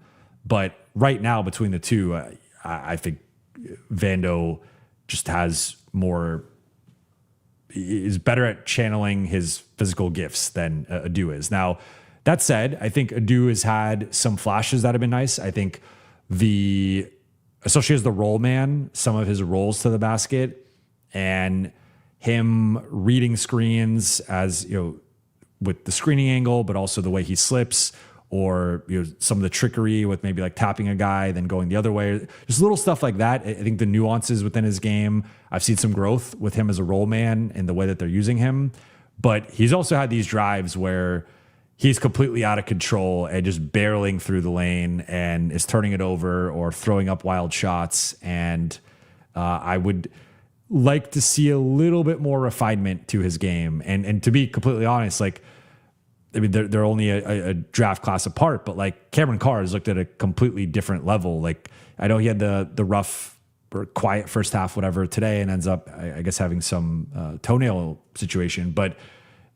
Cameron Carr through the first 2 games is like, I mean, that he looked like Cameron Carr looked like a second year guy or even like a second year guy going into his third year who you play for 1 or 2 games at Summer League and you just ice them from that point on. Adu looks like he really needs the reps. So I still remain bullish on Adu. I think you see the screenshot of like him battling, what was it, for like the lob or the offensive rebound or whatever, like his elbows above the rim. Like he's in that like 0.1% athlete that he just pops on the court anytime he's out there. And I think that's what makes him such a tantalizing prospect. But I think he's really got to work on slowing down a bit, letting the game come to him, work on his reads, work on his processing. And I think I will say, I think there's progress from comparing game 2 to game 1. I think game 1 was far more out of control. And like he did do certain things better in the second game. And then I think defensively, the playmaking has been at a high level and you see it with the blocks, the steals, the deflections. I think he can be a little undisciplined at times, gambling. And part of this is Summer League basketball too. It's not the most organized or aesthetic or process oriented basketball as it could be or should be. But yeah, I would say like there's been some things I've liked. There's been some things I haven't liked. I do want to give him more time though. That's the big thing I want to circle back to is I don't want to write him off and be like, oh, well, he's not going to play this year or he's not a rotation guy. Like he needs to continue to develop. He's got some raw elements to his game that he needs to refine and continue to watch film, work on it in practice and get more reps. But I think especially if the Lakers roster ends up where they do one of these 3-for-1, 4-for-1 situations, shed multiple guys, there is a scenario in which he ends up being like the 9th or 10th man. And they're going to need that athleticism, motor, the rebounding, the finishing, the defense. Like they could use Adu. It's just on him if he can prove that he's ready. Because I think there's an element with him where just knowing JJ and in general coaches with young players, like if you're making there are certain mistakes that coaches just hate. And I feel like Adu does some of them where I could see that being a frustrating thing for JJ that limits his playing time, where if he cleans up some of that stuff, that's also where I could see him potentially growing on the job, if that makes sense, where they are giving him the reps and he's growing on the fly. Whereas Cameron Carr, I mean, he's not perfect. He's got his things he's got to work on, but like dude's just an offensive weapon. Like you could use him in so many different ways, and already he looks like a second or third year player on the offensive end. So I think that's where I'm at right now with Adu. But again, I want to reserve full judgment for a larger sample size. And also there's a whole question here, like, can he stay healthy? And him now, he had the hard fall the other day, and that's apparently where this wrist situation came from. And like, just his playing style is pretty reckless and it's entertaining, but think about some of the guys like John Morant, Derrick Rose, like some of these high fly guys, early in their career, that they have to learn how to tone it down a bit. And I think Adu is kind of getting to that point. J-Rod, thank you for the super chat. I feel like DK, Hardy, our picks can get players like Bay. Yeah, I think that's fair. I really think I think any non-Vando package is going to be relatively solid in terms of what you can get. I think it's when you add Vando into the package, that's when it gets tricky. But yeah, something like that, I think you could probably get someone at the Sadiq Bayish level. I think that's a good name. Sound Automotive Group, thank you for the super chat. What was the second round pick to the Mavs trade executed? Do we still have the full $8.5 million available to send out as cash consideration in a Vando trade? That's a good question. I don't know. I mean, it resets. If you're talking about, I'm pretty sure that was in the previous transaction cycle, so it would it would reset. I believe it does reset every news cycle, but I'm pretty sure the second round pick trade was the previous transaction cycle, and the Lakers do have their full 8.5. So that's another thing here. They could throw in cash for the Bulls in particular. That could be an enticing proposition. The Bulls love cash. And so you can't throw in cash in a trade. I think there are some restrictions with it. I don't think you could throw the full 8.5. I think I don't know if it's like 5 million or there's some limit. But again, this is where the CBA gets very complicated. J-Rod, thank you for the super chat. How do you feel about going after Risa Shea, gettable? I'm not a big Risa Shea guy. Depending on the alternatives, like if it's Risa Shea or one of the minimum guys, like sure, you could talk me into Risa Shea, but just depends on the price and what's his. Also wonder, like, are they willing to sell relatively low on him? Because he's making 13.8. Then he has a 17.4 million club option, which I assume would be declined, but maybe it's just picked up because of the optics. Well, yeah, they got to decide that in like almost 5 months or 4 months at the end of October. At 13.8, I don't. I think that's too much. I think if the offseason played out a certain way and the Lakers still had like cap, I'm like trying to talk myself into it. I would not. I'd be okay with being Risa Shea's second team and like second contract at a much lower number, but not in the double-digit millions. LA824, thank you for the super chat. If Grimes, Mamu, and Sexton replaced Smart, Luke, and Rui in the Houston series, does LA still win? Love Kessler, but rather keep last year's role players at their prices. If LA chose this, still get Watson. Okay, let's take this question by question. So this is tough because one of the unknowns here with the young guys or the new guys and the younger guys is that Sexton and Kessler have not played in the playoffs. I know you didn't mention Kessler here, but Sexton and Kessler have not played in the playoffs. Grimes has played in 2 playoff series and Mamu's played in 1. And so they are entirely unproven and there's just a lot of question marks. Now, unproven does not mean bad. Unproven does not mean worse. Unproven means unproven. So we just have a very limited sample size to judge these guys off of. Grimes, I feel like had a worse offensive playoffs than you would have wanted, but probably a better defensive playoffs. So like you could judge that how you want to judge that. And then Mamu had a pretty rough first round series against Cleveland and was played into a smaller role, shot 28%, had a pretty tough defensive series. And so I guess through that, like, I mean, objectively, Rui was better than any of these. I mean, Sexton, we almost have to put to the side because we just don't know what he would look like in a playoff context. But like, I think if you were ranking those 5 guys in terms of their playoff performance, Rui and Smart are easily ahead of Grimes or Mamu based on this past postseason. And then Luke, maybe you could quibble with Grimes or Mamu versus Luke just because, like, I think they're obviously better players than Luke, but based on how Luke was playing and the slotting there, like if you took off Luke and put Grimes in there, I think that would have been an overall upgrade. But with how Smart and Rui are playing, I mean, Rui averaged 18 points a game in the playoffs. He shot, basically 50% or whatever on threes. And yeah, I mean, that's just better than Grimes and Mamu. So I would say the Lakers lose that series if they have those guys. But again, it's kind of going back to the earlier point. It's tough to compare. Like that roster wasn't built. I think this roster's trying to be more geared around Luka and Austin, and that team had half of Austin for that series and then didn't have Luka at all. So it's a little, it's different, right? Now, well, do they still win? I guess it depends how much you believe in Houston. But like objectively, Marcus was huge in those first 3 wins.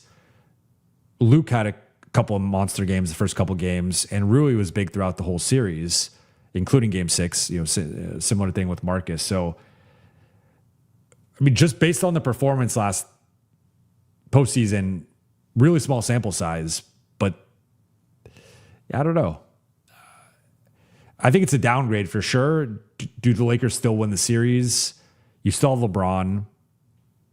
I assume in this scenario you don't have Kessler. I don't know.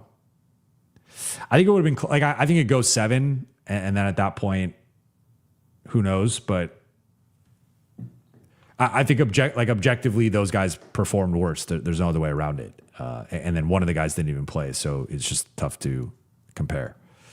BT Kingsley, thank you for the super chat.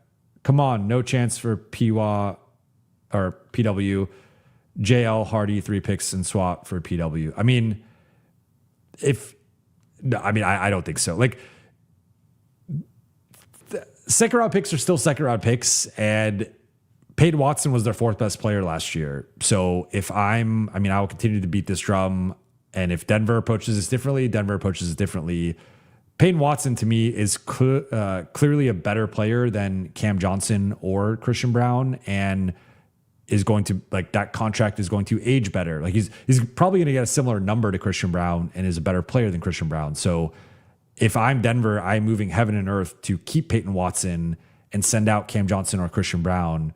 Like, losing Peyton Watson is a non-negotiable for me. So 3 second-round picks and a pick swap that might not materialize is not enough for me to get off that. Plus Jake LaRavia and Jaden Hardy. Like, if you're Denver, you are taking. I mean, you also have to put yourself in Denver's shoes.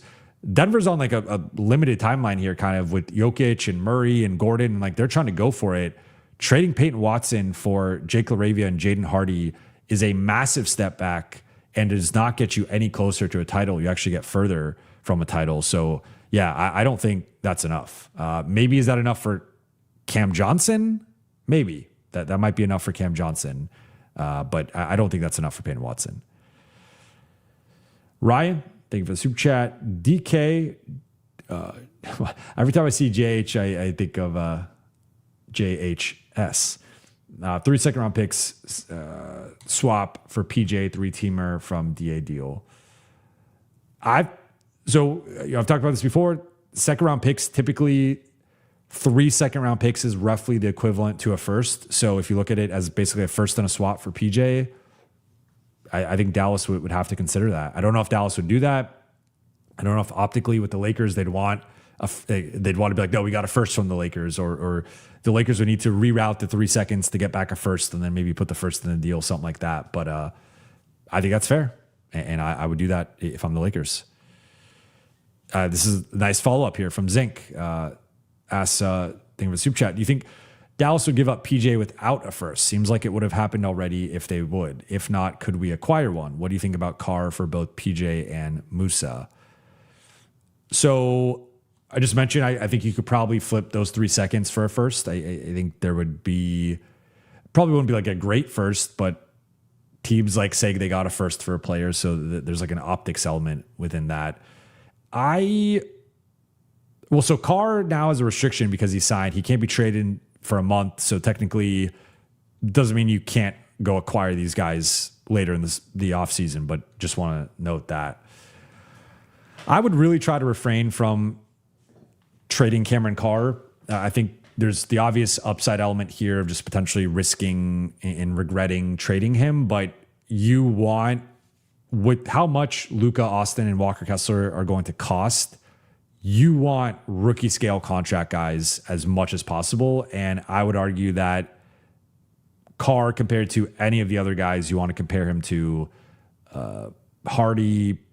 Hardy's obviously making a bit more, but like Hardy, Connect, Adu, Bronny, I think Carr is at a different level as a prospect and a different level as like an asset. So I think that would get Dallas's attention, and I think they would play ball with you to figure something out. But I would strongly prefer to keep Carr in this instance. Now, there are players that I would consider giving him up for, but if I'm the Lakers, I am trying to keep as many of these guys.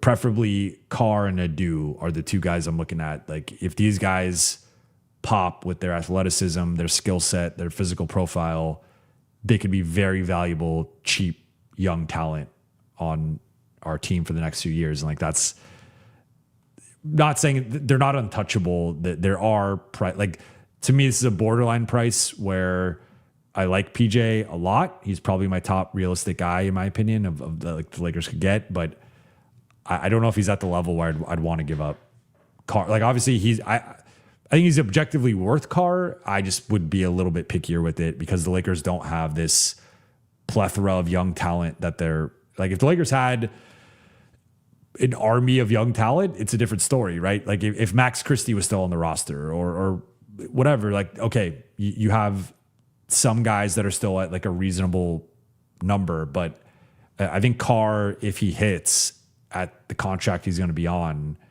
and you have his rights for basically the first 7 years of his career with how RFAs work, like, that's just really tough to lose. Jamal, I don't know which one it is, but J.Mall, thank you for the super chat. Sup, Jovan, Laker fan from Alabama. I don't know if you answered this already, but what would be your ideal rest of summer for the Lakers? I had not. I think for me, if we go back to some of the names that, like, looking at this list here, and I'll take your chat off. I mean, my ideal player out of all these guys would be PJ Washington. And I think that number is a little, like, there's some risk with him approaching his 30s and some of the injury stuff, but I just think he fits nicely. And then I think like next year, for example, you could potentially try and get a 3-and-D. I mean, depending on how Grimes performs in the starting role, you could also be in a situation where you maybe get like another wing player, slot Grimes as your sixth man. And then if you're rolling into next season with Kessler, Washington, 3-and-D point of attack guy X, it could be Derrick Jones Jr. You really go the Dallas rebuild at that point, or someone, Austin Luka. Then your bench is Grimes, Mamu, Sexton, backup center Y, and then wing or big guard or wing Z. That to me is a really not, and that could just be Cameron Carr, right? Like, so it could, backup center and Cameron Carr, that's your 10-man rotation. I like that 10-man rotation. So I would say for me on this list, to me, the best value of all is probably Derrick Jones Jr. at 10.5 expiring. I just don't know with the Clippers situation, especially with the Lakers and Clippers not coming to terms on a sign-in trade with Rui, even though it was the Clippers just wanted to send money. They didn't want to send any pick or your draft capital. So the Lakers, why would the Lakers do that just for money? I think Derrick Jones Jr. is the best bang for your buck here. And then PJ Washington is probably the best player and the best fit. But then Kuminga is the one where if you're just getting off of money, you could just sign him or sign and trade for him. And you're probably only getting, like, it might be the most realistic and the cheapest overall price, right? Like Washington, maybe Jones, and maybe Dort, just from like a negotiating perspective. You might have to empty your clip in terms of seconds or the swap or whatever. Kuminga might be the one where, depending on what the final price is, you might be able to only do like 1 or 2 seconds or something and kind of keep some of your assets for the future. And it's a more seamless transaction, particularly because they're trying to get off of him, where some of these guys, I think you'd have to convince the team, right? Like Denver's trying to get off Christian Brown. Okay. Strus, that one's kind of up in the air right now. Denver's trying to keep Cam Johnson. OKC, I think, would prefer to keep Dort, but he might just be a casualty. Clippers, I not quite sure where they're at with DJJ right now. And then I think Washington, for the right price, could be moved from Dallas. So I would say getting in like, you asked me my ideal like dream scenario, I would say PJ Washington. And then from a back, like, I mean, if you could do PJ Washington and Musa Cisse and you acquire Cisse and a sign and trade, that would be a pretty good outcome for me. And if you're dumping, I think realistically you'd have to dump. I'm going to assume you have to keep Vando, and you're not dumping Vando on this, but you could dump like Jake. I don't know if they'd want to take back Hardy. That's kind of tricky. But Jake, I mean, you have to do like Jake, Dalton, Bronny. I don't know, something like that. You're getting over that 8.8, so you could take back a certain amount more money. That would be interesting. The money would have to work, but if you got Washington and Cisse, I'd be into that. That's probably my ideal outcome. My maybe like medium outcome right now for me would just be finding a way to get Kuminga, either sign him or sign and trade for him, and then get like Nick Richards. That's probably like a medium outcome. Worst case outcome is like you don't get any of these guys, including Kuminga, and you're forced to start like Jake or Matisse Thybulle or Mamu in have three bigs where it's like Mamu, Kessler, and a Nick Richards, or like even worse, like a Kevon Looney, something like that. So that's like my downside scenario. But we'll say, keep it positive here. I'd say like Washington, Cisse or Richards, and then depending on how many spots you still have, I'd be looking at some of the upside swings with some of the younger UFAs. P-Rod, thank you for the super chat. Basically, picking Grimes, Reddit guy, over using that money for Peyton Watson, upside and long-term fit is a fumble, in my opinion. What's your thoughts? So I realized there might have been a different Peyton Watson question. Yeah, going back to this one, he had asked, this was the Houston series one, if the Lakers chose this path, would they have been able to get Watson?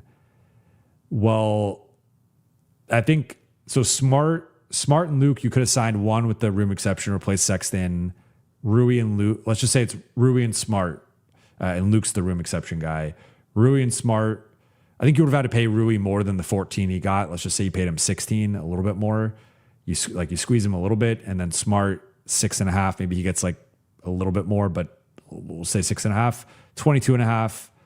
I mean, that fits cheaper than Grimes. And yeah, I mean, I guess you could have kept all three of these guys and slotted them in with Kessler or Watson. Now, if you lost all those guys and didn't replace them, you could have potentially gotten into the Watson range. But I think Mamu and Grimes are making a combined somewhere around 23, 24.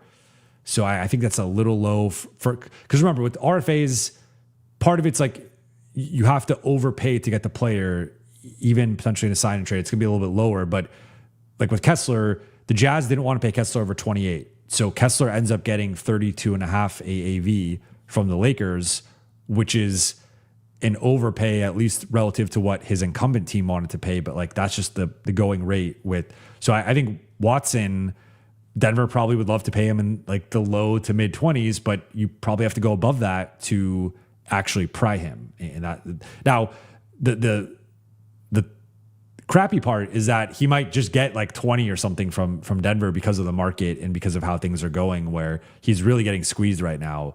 But again, just because if Denver re-signs him for 20, it doesn't mean they wouldn't have matched more. It just means that they scared off his other suitors and they were able to get a discount. But I think it would have to be over 25 to really get Denver to consider letting him go. But I could be wrong on that, and we'll see.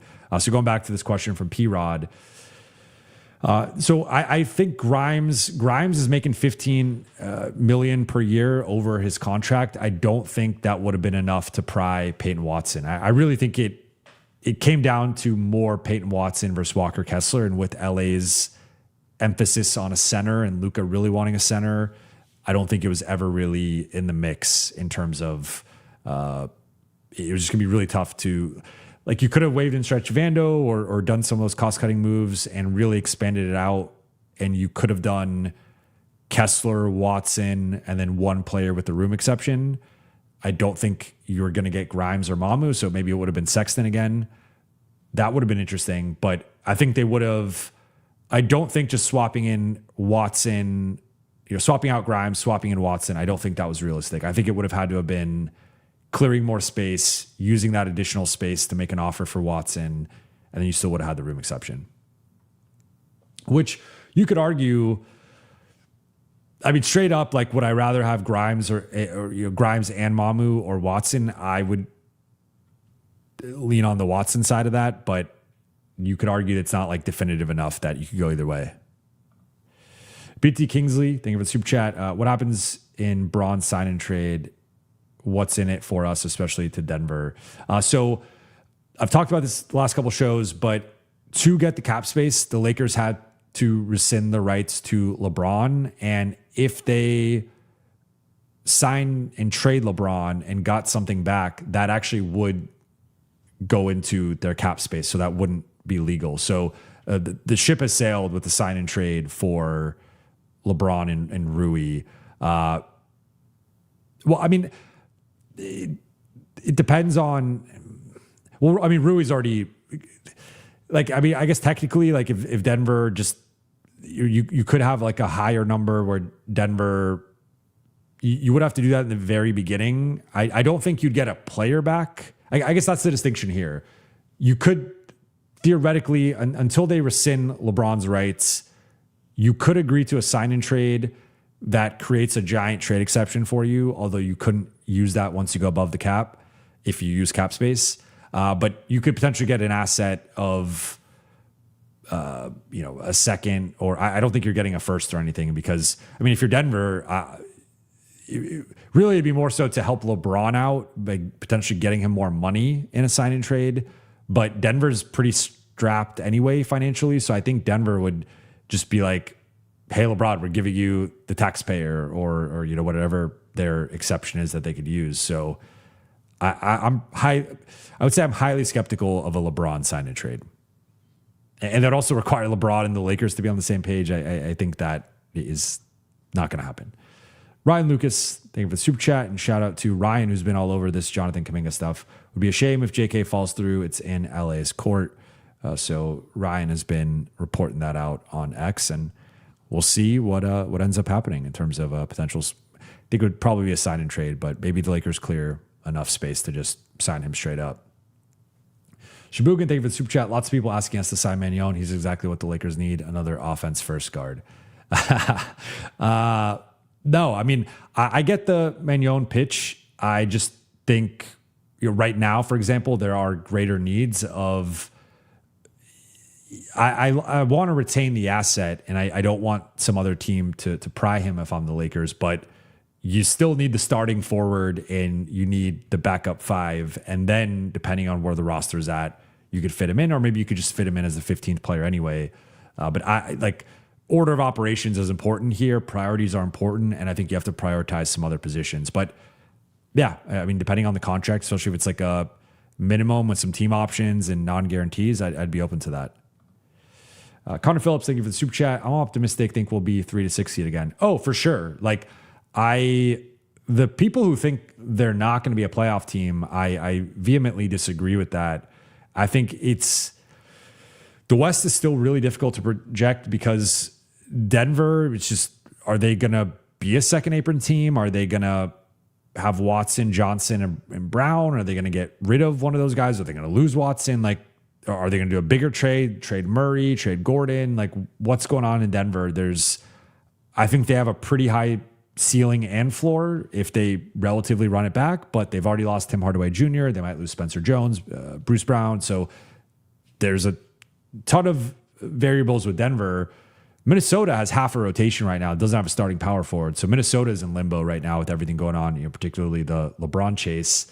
Then you have the Lakers, who are firmly in that mix. And then you have Houston, who I think, depending on how Fred VanVleet and Steven Adams look coming off of their injuries, I really love. I mean, I know you guys are going to want to hear this. I love the Marcus Smart addition for Houston, and I think he's someone that can have a ton of utility as even like. I mean, they'll probably be like Fred VanVleet will inevitably go back to being starting point guard, closing point guard. You're going to have Reed there, but Marcus wears so many hats for them as a defensive ace off the bench. But like if they're down Fred VanVleet or Reed Shepherd, they can use him as a ball handler. And like, I just think he could do so many different things for them. So Houston's also going to be in the mix, right? Like I think they're more of a regular season team than a playoff team, but in the regular season, they could be another team that's pushing 50 plus wins and is in the home court mix. So I still think the top 6 in the West is going to be the same top 6. I think San Antonio and OKC are in their own tier and they're going to be jostling for 60 plus wins, but the Lakers are firmly in that tier, in my opinion, with Denver, Minnesota, and Houston. It's largely going to come down to health and the rest of the offseason, right? Like if the Lakers don't get a quality starting 4, I think they could be 5th or 6th. If they do, I think they could be 3rd. And even as standing pat, they could potentially be 3rd. But there's a lot of variables here that are going to determine how I personally view the top 6. But for sure, LA's 6th right now. I probably have them 4th or 5th. But I think I would say 4th or 5th. But it does depend on how they build, like who's the backup 5 and who's the starting 4, because they don't have a complete roster. BT Kingsley, thank you for the super chat. I like a combination of DeRozan and Zaire, if no JK. So Dave McMenamin of ESPN reported that the Lakers are not linked or tied to DeRozan. That's where I'm at. Look, I'm an SC guy, so I will always have a soft spot for DeMar DeRozan. Fight on, but I just think from a like he can't be he can't be like, if you added DeRozan, it cannot be as a starter. It could only be in like some sort of bench scorer role. I just think at that point, like the combination of lack of shooting and lack of defense is just too detrimental to what the Lakers are trying to build. Like again, I think they have this vision of a top 8, top 9 where everybody can shoot, dribble, pass, and ideally they have a few plus defenders in there.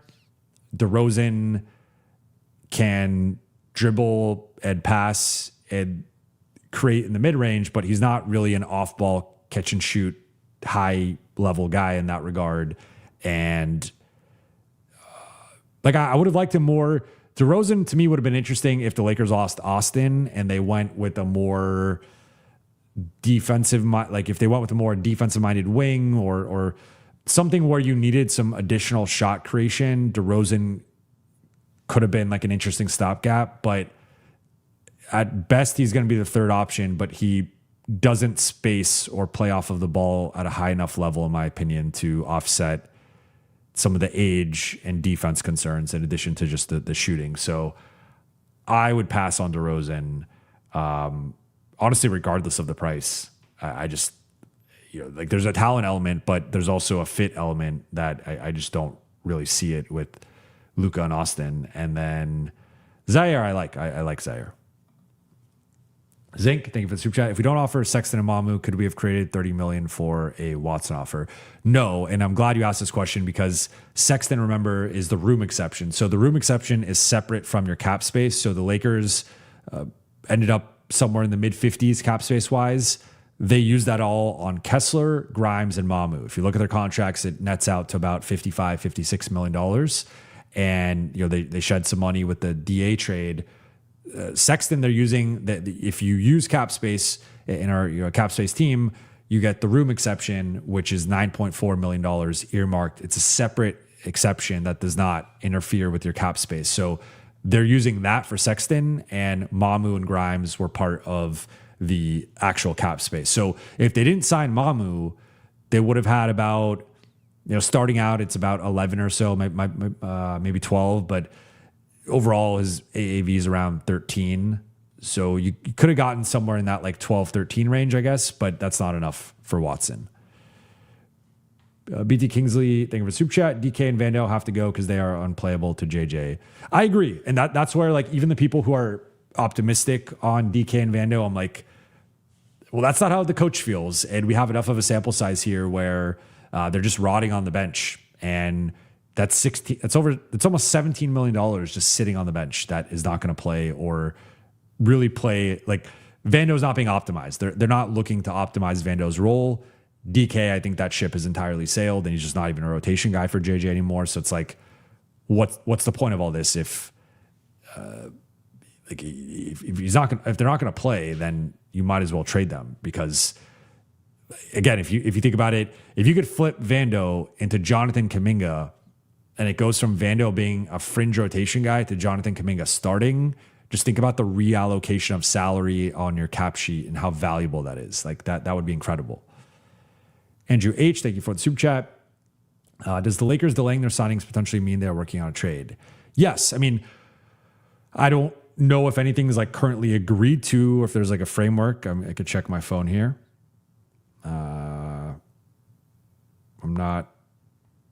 Nothing's happened. I'm just making sure I'm not getting any texts myself. So they're trying to figure it out. It's just, I think they're haggling from, again, like I think their goal of trying to get off Vando, because that's also, that's the easiest way to facilitate the most, like if you just get off Vando, you could probably just sign Kuminga tomorrow or sign and trade Kuminga tomorrow, starting in that like 12 and a half range, just by getting off of Vando, to say nothing of potentially adding in Dalton or Hardy or Bronny or whatever. So I think that's the one they really want to get off of because it doesn't just help them this year, it helps them next year as well, getting off that contract. I just think they still have the limited draft capital where, again, if you're selling me on give me player X for Vando, I say, okay, I want 2 seconds. And then they're like, well, here's 3 seconds. And I'm like, okay, well, I've crossed it off 2 or 3 of those for Vando. So you're really offering me 1 second. That's below what I want for this player. So that's where I think that the haggling, and who knows, maybe they can flip, can you flip Dalton or Hardy for more seconds, right? Can you get a second for one of those guys and then add that in? And that gives you more leverage with the Vando situation. So there's different ways they could go about this. But yes, to my understanding, doesn't mean a trade has been agreed upon or as close as even going to happen. It's more so they're canvassing the market right now, trying to find something that find either one trade or 2 to 3 smaller trades that they can get off multiple guys and then create that space. BT Kingsley, I think it was super chat. What does offer sheet look like for Cisse? Look like 7 to 12. I don't even think you have to. Well, maybe it's a prime from Dallas. You have to go that high, but the Lakers only have so many resources in terms of you can't. I think you have to use that money on a wing, right? So that's Kuminga or that's someone on the trade market. I don't think you could go backup center above starting forward / wing. I think that would be a mistake with your assets. But yeah, I think if you went that high for Cisse, they definitely 12, but even 7 is probably borderline for them. And then BT Kings follows up. Cisse, I was thinking Cisse. CS, which is Colin Sexton, was necessary to help bench and get ball up court. So those who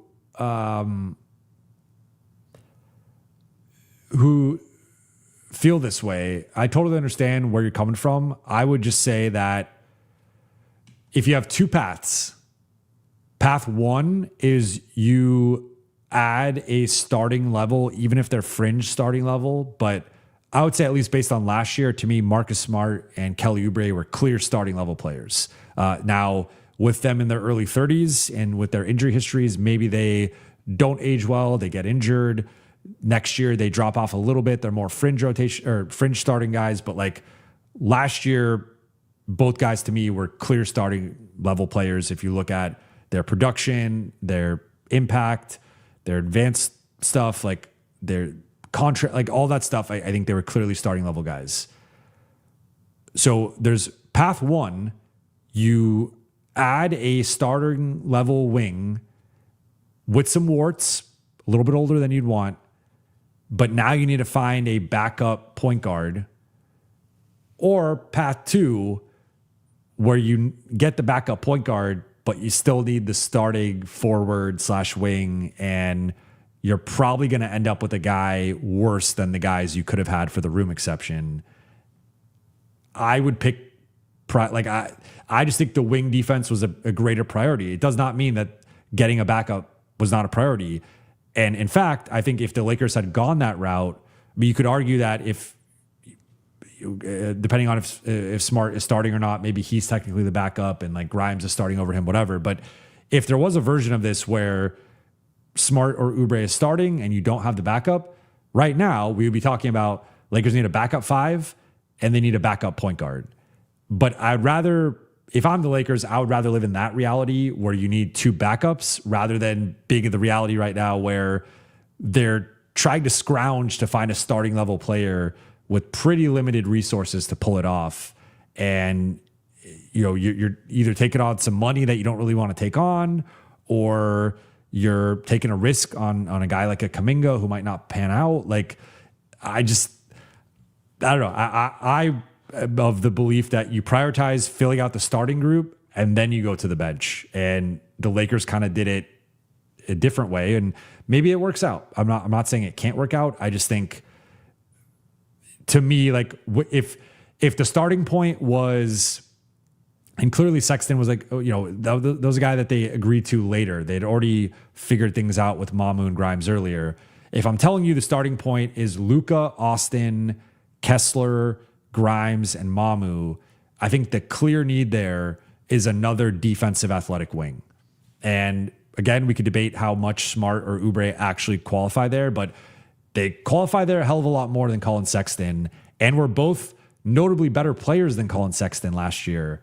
And so I just think, like, there's just an overall talent capability component to this of, I have more confidence in both those guys in a playoff setting than Sexton, who's just never been there. Like, no knock to him, but we saw what going to war with Marcus Smart looked like last year, and it was pretty fun to go to war with Marcus Smart last year. So that's my, I'm coming around more to it. I understand youth, athleticism, speed. They want, him as their 6th man. Okay, I get it, but you have a pretty gaping hole at the forward spot. Ashley, thank you for the super chat. If LeBron goes to the Heat, Davion Mitchell, Andrew Wiggins, LeBron, Giannis, Bam, bench, Brandon W., Tim Hardaway, DeMar, Peyton Watson, Bobby. Are they better than the Knicks? So how are they getting Peyton Watson in this scenario? I don't think the Heat have. I think they only have the non-tax payer, and they'd probably use that on LeBron if he comes there. So I don't see where. I mean, DeMar, maybe he takes a minimum, or whatever. Bobby's obviously Bobby Portis. I don't see how Peyton Watson fits into this, but if you go with the starters, plus did Brandon Williams sign with the Heat? Did I miss that? Maybe I missed that.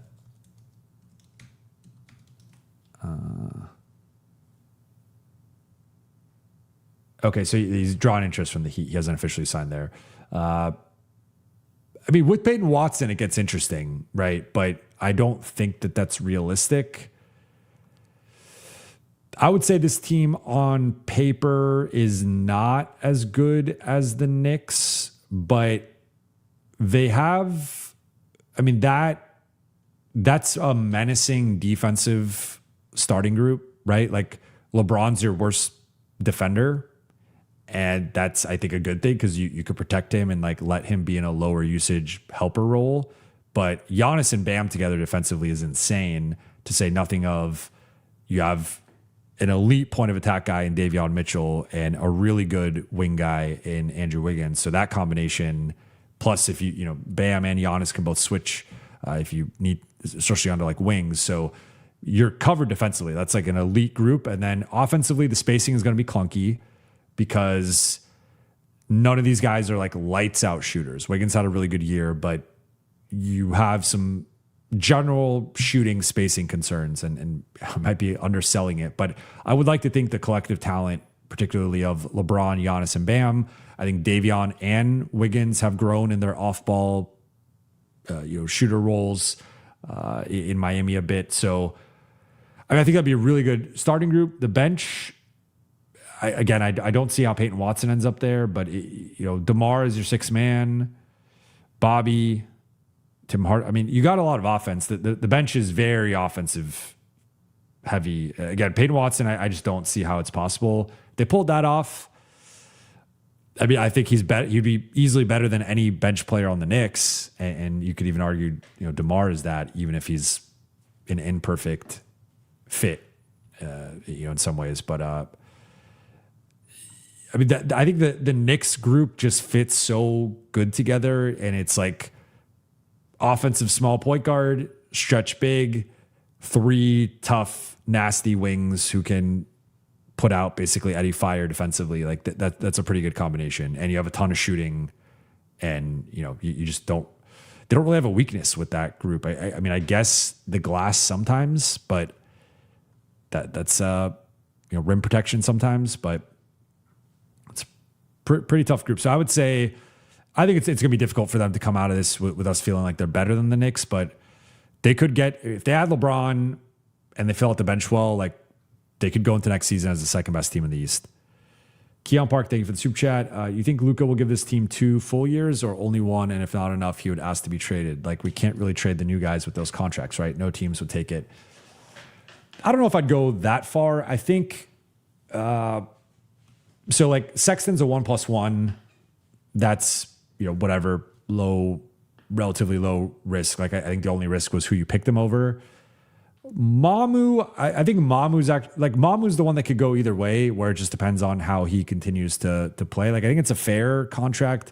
I would have preferred 3 years instead of 4, and like a little bit lower, but it's not by much. We're talking like 1 to 2 million. So I think unless one of those guys gets injured, that's really the only way. Like Grimes, I think that's a fine contract. I actually think it's better it's a better value than Mamu or Sexton, honestly. Like I think Grimes is probably the closest to his actual value, in my opinion, of those 3. And then Kessler, I think, will be fine, especially as some of these other big center contracts start to kick in. He's going to be paid, like I said earlier, closer to like the 15th highest paid center in like 2 years, which to me, I think he's easily going to be considered a top 10 center as soon as this season. So I don't, it's tough to say without knowing why the Lakers are struggling. Like I didn't even mention Austin. Like, I think that'll be tradable at least in the first year or 2, maybe year 3. It starts to get like, once he's in the high 40s, that might be a little too high for some teams, but then you only have an additional year after that 3rd year. So who knows? But I would say that if I had to predict, like if it's an injury plagued season, then you have to judge, is it like, how serious are the injuries? Like how are you viewing the whole situation, right? Do you just not trust someone to stay healthy, or what's the context there? But realistically, I think if this team struggles, it's going to be on the defensive end, and it's just going to just be that they don't have enough collective defensive talent in their rotation, and Kessler will help. They won't be the second worst rim protected team in the league. They'll be better on the defensive glass. There are all these things that will be better with Kessler out there, but that's assuming Kessler is able to stay healthy, which I think is a fair assumption. You have to state that. And then it's also like, how do the pieces fit around Luka and Austin? So I think they have zeroed in on Luka, Austin, Kessler as the core. Everyone else around that, it's sort of, how do they fit, and can they do the jobs that we need them to do? And if they can or can't, like, if Sexton thrives in the 6-man role, then he thrives, and then you're potentially opting out and you're looking to sign him to a longer term deal. If Grimes or Mamu are slotted in starting roles, but they are performing more like bench players, then you have to make that calculation of, can we reshape the roster to put them in a bench role and optimize them, or do we have to get off this money? I would say that probably the sooner getting off the money, the better, because what you risk sometimes is, like, if a guy doesn't live up to the contract in year 1, sometimes the jury's still, people are still deciding how they feel about him. But then if he doesn't live up to it in year 2 over like the first half of the season, it's like over. Everyone's like, oh, this guy's not worth this contract. So you might have that window there next summer to get off of some of this money if you so choose. You'll also have the non-taxpayer mid-level exception. But I think my read right now would be that Luka, I don't know if he gives them the full 2 years. Right. I mean, it's tough to say. We would have to know how the season goes. But I would say if it's like similar to the last 2 years, where they're a low to mid 50s win team and they lose in round 1 or round 2, I think there will be a call for upgrades next summer. If they have a 7-game series in round 2, or even make it to round 3, beat one of OKC or San Antonio, maybe lose to the other one in the conference finals, then maybe it's more fine tuning, right? It's just difficult to say without knowing the context of how the season went. Obviously, if they win the championship, then you're ideally trying to run it back and make a couple upgrades. But my understanding is Luka's happy with the roster. That was obviously reported by The Athletic, and this was like he was heavily consulted, and it was a lot of like, what do we think fits best around Luka and Luka type players. So I think it'd be tough for him to sign off or be cool with parts of the roster and then immediately not be okay with it, right? So I think it's gonna, not to say they won't make any trades at the trade deadline. We'll see where they're at, but my operating assumption here would be that he gives it through the season, and then depending on how things end, that will determine where they go from there. Javier, thank you for the super chat or the super sticker. I appreciate you. Jerry Soriano, thank you for the super chat. OKC's McCain and Mitchell killed us. Did they play D? So McCain, no, but McCain competes, but he's still a negative defender.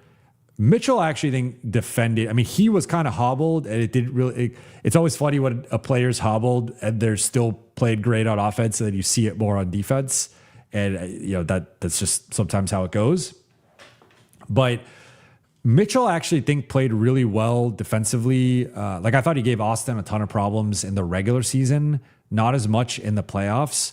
But to this point, I hear what you're saying. And I don't know if this is in reference to like Colin Sexton maybe in the bench role. My strong pushback here would be if you're, say, like these two dudes, small guards, don't play defense in the OKC rotation. Okay. That is two of their top 10 players that do not play defense, because everybody else plays defense at a certain, I mean, I guess maybe you could say Jalen Williams is like, I think he's an above average defender, but he's not like a rim protector stopper necessarily, although I thought he had some good minutes against Wemby in the conference finals. But the rest of the group is Chet, Hartenstein, J-Dub, Caruso, Dort, Wallace. Like, we're talking multiple all defense guys, multiple guys who are considered top 10, if not top 5 defenders at their respective positions. So the Lakers do not like, you could have a McCain or a Mitchell, even though I would argue Mitchell's a good defender, or at least above average.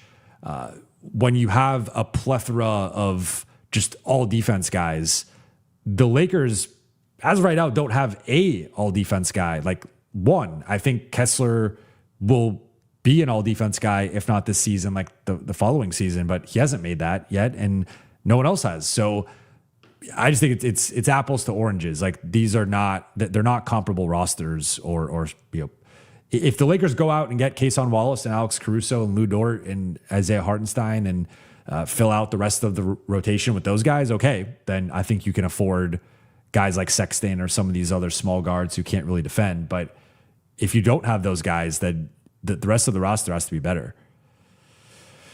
Nick Carney, thank you for the super chat. What's the path to a top 10 defense in 2 years? I like the framing because I think 2 years is probably more realistic than 1. I think it's some form of it's probably getting the forward wing guy via trade or signing this summer. So I mean it's basically like trading for someone or getting Kuminga, and then Kuminga hitting, in addition to also potentially doing another move either at the deadline or next summer, plus signing someone for a non-taxpayer MLE. Or one variable within all this would be how Carr and Adu develop. I think Carr is projecting, I mean, I haven't really talked about this yet, but you can make a case he could be the 7th best player on the team right now. Again, don't want to overreact to summer league, but already his bag, he could do certain things. We'll see how it translates rest of summer league. We'll see how it translates training camp and preseason. But with the current group, you could argue, I think as high as like 7th or 8th for Cameron Carr. So if he really actualizes his potential defensively, that's a variable. If Adu develops offensively to the point of being playable consistently, that adds an element. But I think like the top 10 version of the Lakers in my head would be Kessler, 2 new starters, Austin, Luka, Grimes, Mamu, Sexton, Carr or Adu, and then like a solid defensive backup. And that's an expensive roster. That is probably a multi-transactional situation. But if you build a rotation where your top 10, your minuses are Sexton, who's a backup point guard, and Mamu in certain contexts, and everyone else, obviously Austin and Luka to varying degrees, although I think it's a bit overblown. But like, the other 6 guys that are not Luka, Austin, Sexton, Mamu are all above average to good defenders, if not even potentially elite, depending on who else you bring in and how Kessler develops. That's to me a top 10 defense. So I think it's a multi-transaction cycle build, but I think it's within the realm of possibility.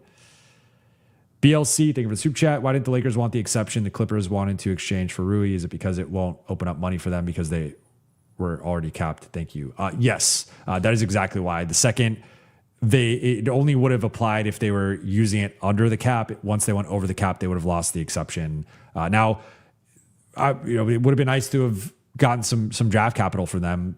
That was not in the cards, so they decided to pass, and I get it. But yeah, that's the core reason why. Brett, thank you for the super chat. Yo, is it possible for the Lakers to sign and trade LeBron before they make their signings official? So I answered this a little bit earlier. Technically, yes, but it's a little complicated. There's an order of operations here. So I think they would have to immediately. It would have to be one of the first things they do. Like maybe they could do technically the DeAndre Ayton, Jaden Hardy trade. Although actually, no, I think it would have to be the first thing they do. They basically would have to sign and trade LeBron at some point here before they do their flurry of moves. Then, because you'd have to they don't have cap space if LeBron's still on the books. Like that's the thing, is like, even they ended up creating like 55, 56 million somewhere in there in cap space. LeBron's cap holds 60. So just with LeBron on the books, you don't have cap space.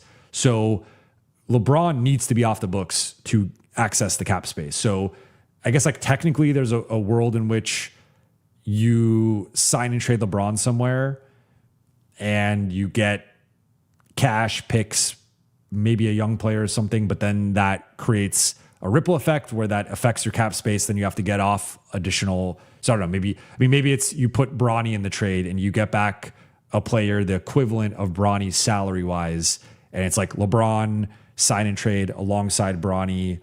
I don't know if I'm violating the cap rules. I probably am somewhere, but that like general framework could potentially work. You get back like a really cheap player, but maybe you like that player, and okay, you could do something like that. But I'm pretty sure, if I understand correctly, it would have to be before anything else, because you don't even have the cap space to do all these moves with LeBron on your books. Now, the issue here is LeBron, according to Rich Paul, is not even close to picking his next team. So like the Lakers would then be held in limbo until LeBron decides, and the team would have no incentive to do a sign and trade for LeBron. The only situation would be, can you get LeBron maybe a little bit more money than they're offering? Can that fit into their, and some teams like Cleveland couldn't do that because of the whole second apron. Like you'd have to be under the first apron. So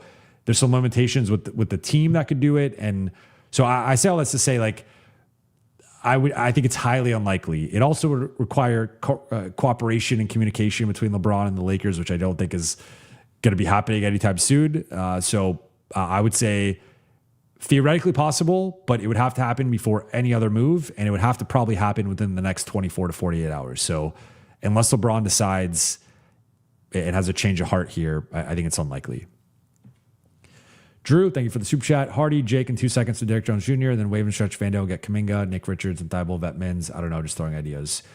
I think these are all interesting. So Hardy and Jake, you get to, that's 12. So Derek Jones makes 10.5. So you save $1.5 million there. Wave and stretch Vando, you save about 7 there. So you're at about 8.5. And then you make Kuminga an offer for 8.5. I don't know if that's enough to get him, but you're getting in the mix. You're above the taxpayer MLE teams.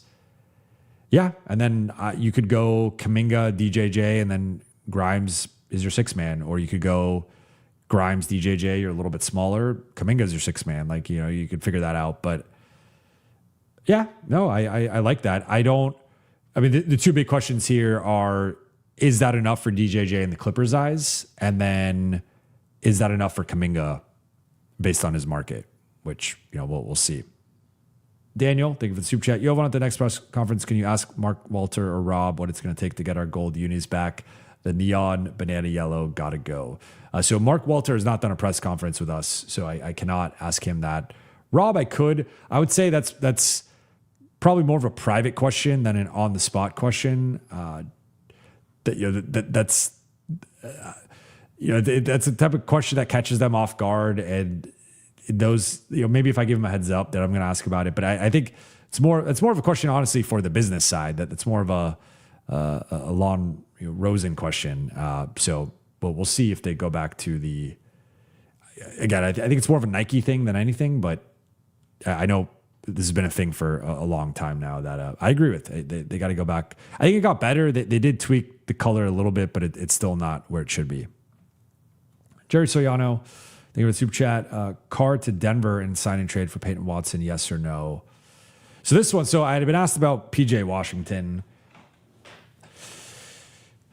Metaphorical gun to my head, I think I would do it. And that just speaks to how high I am on Peyton Watson and his potential fit next to, like, I really like the quartet of Luka, Austin, Watson, Kessler. And I think it also gives you some insurance of if the Austin Luka pairing just has a ceiling to it, or Austin can't quite be a true number two, and you just feel like that contract is too much. I think Watson and his offensive upside, he's not Austin, but he did flash, I think, a level or two above a role player this past season during certain stretches when he was empowered. So I like that part of it. But I would echo what I said earlier. I would really not want to give up Carr under almost any circumstances, but I think Watson is one where he fits the timeline. I'm high on him enough where I would, but I'm sure some fans would say hell no. And if you say hell no, then I totally get it. Like, I would really exhaust other options to not give up Carr, but if it really came down to it, I think you're like hoping Carr turns into a Peyton Watson level player, which I think if Watson was an unrestricted free agent, I think he'd be making somewhere in the mid to high 20s. And does Carr have maybe higher upside than that? Like, theoretically, sure. But if Carr turns into a mid 20s type player, like that's a pretty good hit. That's a pretty good player. So I don't know. I'd want to not give him up, but if it really came down to it, I do believe in Peyton Watson enough where I would pull the trigger. Is he a real one? Veda, real MC. Thank you for the super chat. Any truth to the Lakers refusing a sign and trade for Rui? I see that floating online, but no source behind it. Still possible we get JK. Please rate his defense. So I talked about this a little bit earlier. There is truth to this because the Clippers were only offering the Lakers money, and they would have gotten a trade exception, but then it wouldn't have really mattered because once they use their cap space, they would have lost it. So I think the Lakers are hoping for draft compensation, and the Clippers weren't interested in that. So the Lakers were like, we're not going to do that. It doesn't really make sense. It only makes sense. Again, this is like the flip side of any theoretical sign and trade where the Lakers are acquiring someone. It's like you have to incentivize the team to participate in the sign and trade. And for the Lakers, what the Clippers were offering didn't really make sense. Now, possible to get JK, yes. Either clear cap space, sign him, or sign and trade for him, or even above the cap. Above the cap, I mean, technically you could do a sign and trade depending on the matching salary. But I guess you could go either with the cap space or above the cap, but then you have to have matching salary, and depends how Atlanta feels about those players. His defense, I'm kind of at I'm at around like a 6 or a 6.5 for his defense. And so I guess if you're going like a 1 through 10 scale, that's where I'm at right now.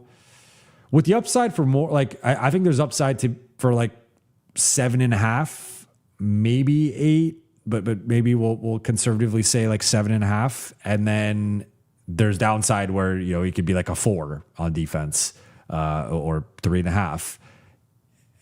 But definitely higher upside than Rui, if that's kind of the comparison here. For giving it a grade, I would say he's more of like a B- defender with the upside to be like a B+ defender. But it's just how much does he want to commit to that and make that like his calling card? Because I still think the offensive side and the ISO scoring is such a big part of his game that it really depends like where his mental space is in terms of his career, his archetype, his journey, where he wants to go. If he buys into, like if he wants to be Aaron Gordon, I think Jonathan Kuminga can be Aaron Gordon, right? Like they're different, ultimately different physical makeups, right? So it's he's not gonna be the rebounder or like maybe the interior player that Aaron Gordon was. But I think if he goes like the Aaron Gordon, Andrew Wiggins route, where he reroutes things from I want to be like a number 1 or 2 scorer to being more like I'm going to be this monster productive 2-way role player, that like there's a real path and upside there for him. It's just where he's at with his game and his career, and I don't know the answer to that. So yeah, I mean, I would say he's, to me, somewhere in that like 6.5 B-ish range, but certainly upside to be a better player than that. And like he's had moments where he really locks in defensively, and I think particularly in ISO defense, more so than off ball or helper defense, he could be a really productive ISO defender, but you want to see it consistently. Doc, thank you for the super chat. What do you think makes Dalton Connect so unplayable to Redick? Seems like he would be better now if he would have gotten consistent playing time through the year. Is the issue the player development department? So I mean, the short of it for me is I think it's a couple things. If you look at Dalton's numbers this season compared to last season and across the board, his field goal percentage declined, his 3-point percentage declined, 2-point percentage actually went up, but that shows that his 3-point rate went up as he became more of just a shooter, less of anything else. But free throw percentage declined. And then if you're looking at per 36 or per 100 possessions, he declined as a rebounder, a passer. Some of the defensive metrics actually went up in terms of the playmaking, which most of his time is in garbage time, but like that's nice to see. But the scoring went down, the fouls went up. You look at his advanced metrics, they all decreased across the board. Turnover rate nearly doubled. Again, some increases in the defensive playmaking, which is nice to see. But I think then you look at the advanced metrics and they all scream just like a glaring negative. So I think with Dalton, the issue was like, I think it's as simple as like he has not been the same player since the trade got rescinded. I think he had already started to decline a bit pre-trade, but he still had like the flashes, the random game where he hits a few threes or just you see the upside. Basically from he had a few big performances post-trade when they were shorthanded, and then this year had a couple of decent games. I would say most of his big performances were obviously garbage time, shorthanded situations. But I think the big thing for Redick is I would say, and I'm trying to be careful here. I'm trying to be fair here, but like Dalton is a below average processor on both sides of the ball. Just that you look at his defense, the way he reads the floor, the rotations, the decision making, whether it's switching or rotating, just there's some limitations there. And then offensively, this is a guy who there's been several viral clips of him forgetting plays and JJ chewing him out. And it's like, you cannot forget plays at the NBA level. Like that is just inexcusable, especially as a young guy and as like an older young guy. Like, I mean, he's 25. Like he's like part of the Dalton appeal was supposed to be plug and play. Like this dude's ready. This dude is as ready as it gets. Like one of the older first round picks in recent memory of being basically a 23-year-old. Like we're starting to see more juniors and seniors again in the first round, but he's pretty old. And so like one of his things was supposed to shoot at a certain level, and he was supposed to be like NBA ready. And he has not shot. I mean, 34% for a player as limited as him in other categories. Like, he's a bad defender. He's a below average passer, below average rebounder. And I think does have more to his game inside the arc, but that wasn't the role that he was put in. Like, I think this is where I think like part of it to me is like a fit thing where Dalton to me, and I'll give, I think Dan Wojcicki of The Athletic, we've been covering Dalton since he came into the league. And like one thing that I give Dan props for that I think he identified pretty early with Dalton is he was like, he's kind of billed as this elite shooter when it's more, he's a good scorer who can be a good shooter, but he's not this like, you remember JJ called him a point, I forget if he said 1% or 0.1% shooter, it might've been 1%, but like, that's not his actual game at the NBA level. He shot 37% his rookie year and 34% his sophomore year. Like combined, that's like, he's been a below average shooter at the NBA level. He's at 37%. So he's like a smidge above league average. But for a guy who doesn't bring that much else to the table, he needs to be a 40% 3-point shooter to get like rotation minutes. Like that needs to be. And so I just don't think he's shot it well enough. I think he struggled with processing on both ends. The defense has been really problematic. Like you'll often see JJ would play him for a shift, and the shift would be a couple defensive mistakes for Dalton, and he's immediately pulled. And it's just like, dude, you got to be like more locked in on that end, or you can't be making some of these mistakes. So I think in a macro sense, I think there's like a fit element here where Dalton needs to be on like a Brooklyn or a Washington or one of the, Memphis or one of these teams where he could just play his game and figure out his skill set and have like freedom to roam and figure things out. That's not the Lakers. That's not the fishbowl of the Lakers. And it's not a Lakers team that's trying to win a championship. And so his role has been reduced to spot up and make threes. And he's just not doing that at a high enough level. I've mentioned this recently. During the middle portions of games, second quarter, he's shooting 23% on threes. Third quarter, he's shooting 20%. Like the middle of the game, I mean, that's unplayable. That's worse than Vando. So he just has not translated to the level that you would want. I think the biggest thing has been remembering plays, like his decision making, his processing, how he sees the game, combined with like a fit element.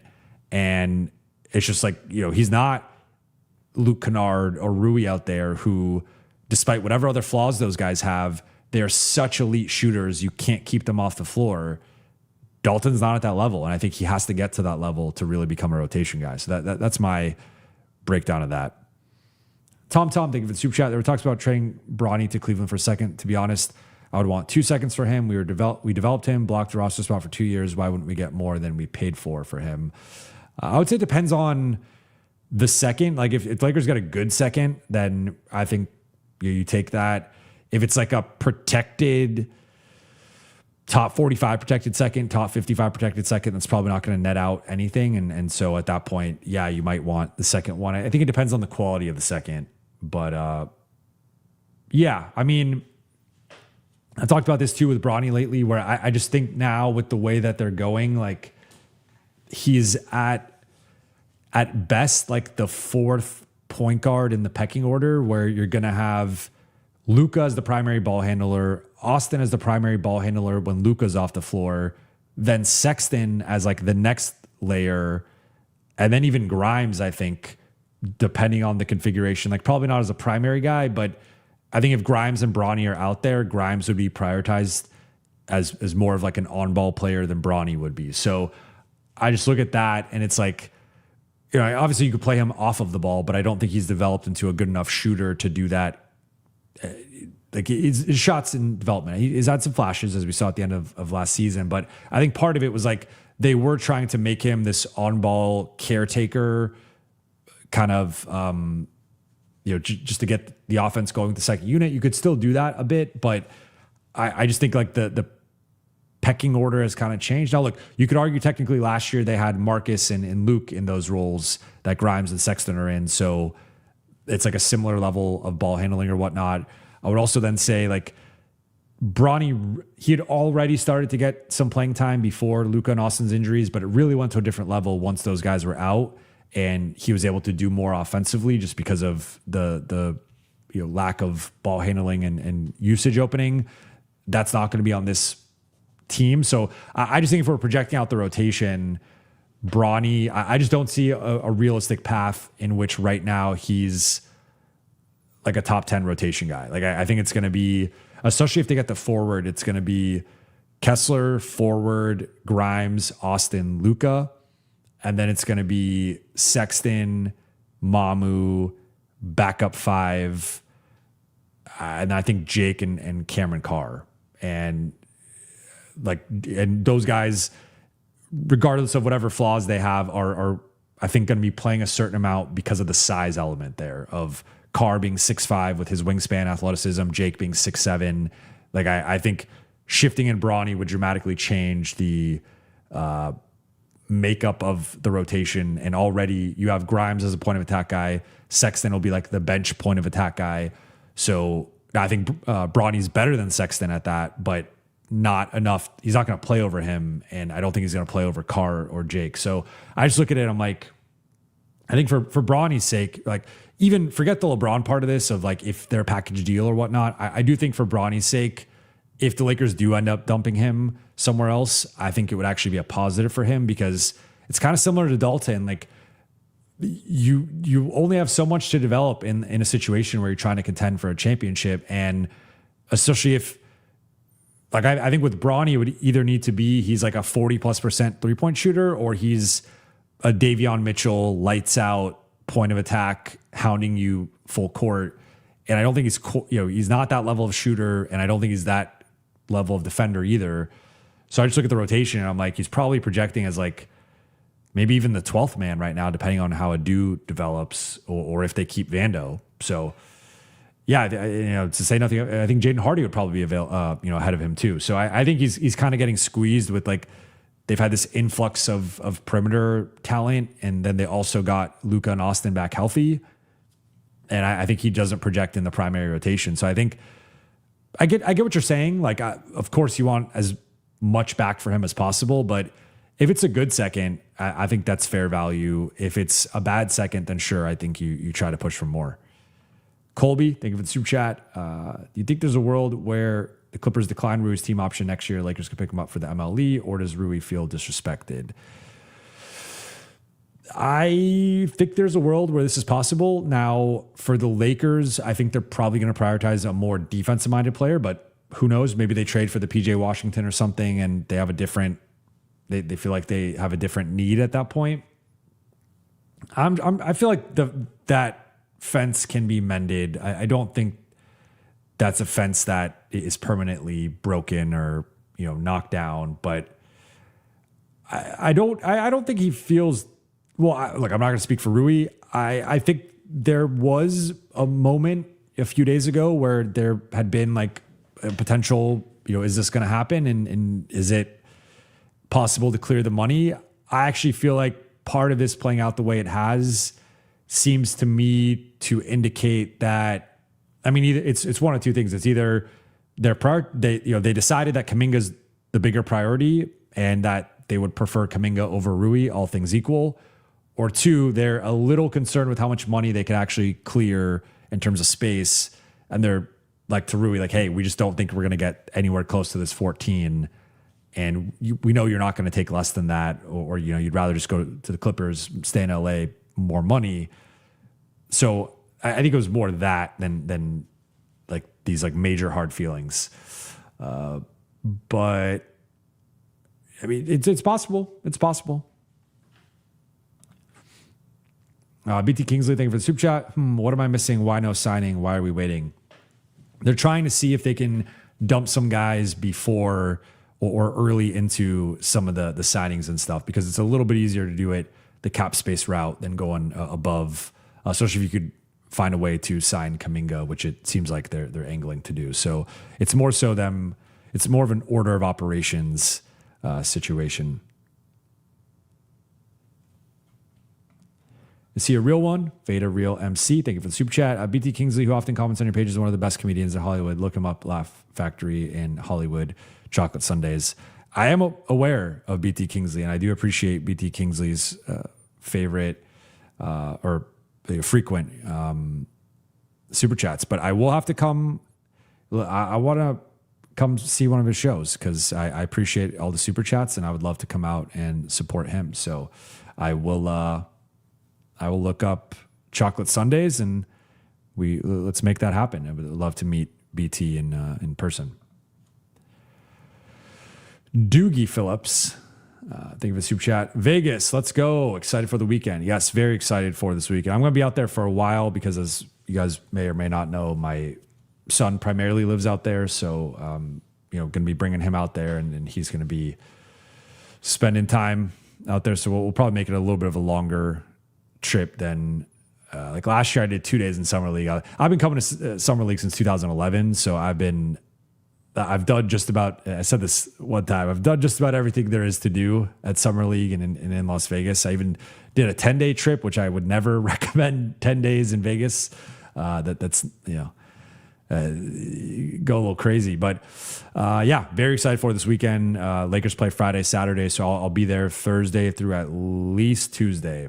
And really excited. We're doing, I guess I'm going to break the news here, but we are doing a Lakers collective reunion on Hoops Tonight with Jason Timpf. So it's going to be myself and Trevor and Jason. We're doing, a show there in Vegas together. And then I'll probably end up doing a meetup for those who are out there. Last year we did beers. Trevor showed up. Raj showed up. And it was Aaron Larsul showed up. It was a fun time. So definitely looking forward to another Buha's Block meetup. Juilliard, thank you for the super chat. You're one of the few reporters who said for years Braun in the front office had a shaky relationship. Are you shocked he stayed 8 years with LA? Well, thank you for this. I appreciate this. I've been pretty consistent on that. And, I've gotten a lot of flack from multiple parties, whether it's LeBron fans or Laker fans or whatever, kind of saying that's not true. But I think that has obviously played out the last week or so. And then you had the Ramona report today and you had the McMenamin report, and they both basically echoed things I've been saying on here for a couple of years of this has been a marriage of convenience and both sides have been making it work, but it's not the best or healthiest relationship. And I think it's far more transactional than it is like a true partnership. Right. And I think a lot of that stems from post Westbrook trade, like that there was a clear delineation in how the two sides operated with each other pre and post Westbrook trade. And I think you look at, some of the power and the dynamic beforehand versus after, and it just was never the same. And I think that was a big reason why the two sides just never kind of fully fleshed it out and resolved things. I would say like shocked is a little strong, but I would say like starting in like 2023 and on, it's kind of been like you hear things behind the scenes and it's like, oh, LeBron's not happy, he's going to leave, or this or that. And, or the Lakers want to move on and they're, going to prioritize the next star that they get. This was like pre-Luka trade. And so I think once this definitely worked out for the Lakers in terms of, I think they had been trying to figure out how to navigate the post LeBron future, and getting Luka was like the golden bridge into the future for them. And then it was just a matter of, would LeBron want to stick around with the new dynamic? And obviously we saw the answer with that. I wouldn't say shocked, but there had been a couple times where I thought the relationship had close to run its course, or like or like stuff it's more so like stuff during the season you hear, and then you're like, all right, well, this summer the Lakers are just going to be done with him, or he's going to be done with them. He's going to ask out. Like there had been a couple of seasons where I expected that and it didn't materialize. So I guess from that perspective, I was a little like, I don't know, if you talk to me back in 2022 or 2023, and you asked me, do you think LeBron's going to play 8 years as a Laker? I would have said no. So I guess from that perspective, maybe a little bit of surprise, but I wouldn't say shock, because I think the writing, especially now that we have like more hindsight with just like how last year's contract negotiation went, some of the stuff during the season, and then some of the exit interview comments on both sides, and just how this all played out. I think it was pretty clear. Like I think both sides were ready to move on from one another. And then Cami, thank you for the super chat. For Kessler, aside from sitting at the end of the season, 2022-23 season, also missed 5 games for illness, and 2024-25 and missed 9 games for illness rest. I'm glad for the context here. So yeah, I mean, he rested. Maybe some of those games at the end were also illness related. I don't remember, but I mean, if you go to Walker Kessler's game logs, go look at the end of each of his first 3 seasons, and he somehow coincidentally just misses time to end each season. It's a little, has a month or plus of good health, and all of a sudden, last 4 or 5 games of the season, he's unavailable. So make of that what you will. BT Kingsley, thank you for the super chat. High volume AR and high volume QG are being, Quentin Grimes are being way underrated. Are we talking like offense, or are we talking, well, I assume we're talking offense, but like just offense overall? Are we talking shooting? Like what are we talking about here? I do think Quentin Grimes is underrated, and I think even underrated by me. Like I would say that he's the one. I think I had a certain perception of Quentin Grimes through the years, and it was just not really my cup of tea. But in watching more film and just learning more about him, I've changed my opinion on him. So I definitely agree that Quentin Grimes is underrated, and I think Austin is underrated as well, especially for his regular season production that, only 11 guys put up this past season. But I think the big question with both these guys is like, can Austin be the number 2 on a team for a full season? I think we saw he was that pre-calf injury. Then he was not that for a while. It was more LeBron. Then they eventually flipped it back over to Austin. Then he had, a month stretch of that or whatever during most of March. Then he gets injured, and then he comes back and like wasn't quite himself those first few games. And like the OKC series, he is somewhere between the 1 or 2, depending on the game with LeBron, but had a really rough game 1, then played better game 2 through 4. But I mean, we're still an open-ended question of is his ceiling a number 3, or does he level up and he's like a clear number 2 for like a full season and the playoffs? That we just don't know the answer. And then Quentin Grimes, as constructed, he's going from like a 6-man type to like a number 3 type, at least from an offensive perspective. But you could also argue that based on how important he is defensively, I mean, he's by far the 4th most important Laker. It's like not even close. And I wonder if, like, I think that's Quentin Grimes, like actualizing his full potential on both sides of the ball and like really hitting a ceiling. Not saying it can't happen, but I think that's like a little bit of an optimistic slotting for him. I would feel better about him as either the 5th most important player in the starting group or like the 6th man, but we'll see. I mean, if he hits, then he hits. And that's a huge win for the Lakers, because I think if he hits in the role that he's in, he's almost certainly going to be a bargain, because if you're the number 3 guy on an elite offense and you're a perimeter stopper, those guys are making way more than $15 million. So there's a chance that's a real bargain of a contract. Jeffrey J. Cal, thank you for the super chat. When Lakers have good defensive players, Caruso, KCP, Goodwin, Smart, or shooters, Rui and Luke, they let them go. They get no assets in return. Any thoughts? In a vacuum, I would agree with you. I think each of these situations has their context. I think Caruso is an utter disaster that created the Karubot scale for me, which is, grading Lakers mistakes, the 1 through 5, DEFCON scale with, but calling it Karubots for Caruso and Zubats.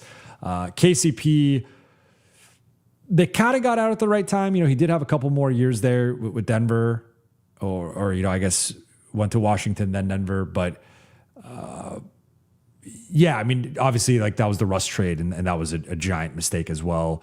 Goodwin, I will contend that it would have been better to get off of Vando, Maxey, or Dalton last summer to keep Goodwin. Like that's the thing. People frame like kind of like the Caruso thing gets framed as Caruso versus THT when they could have kept both. Goodwin gets framed as Goodwin or Smart when they could have kept both. And that one I think is inexcusable. And it should have kept him. They should have found a way to dump money or kept him over Dalton. And then Marcus, TBD. I think it's going to be a mistake, or at least a mistake for this year, but we'll see. We'll see. And then Rui and Luke.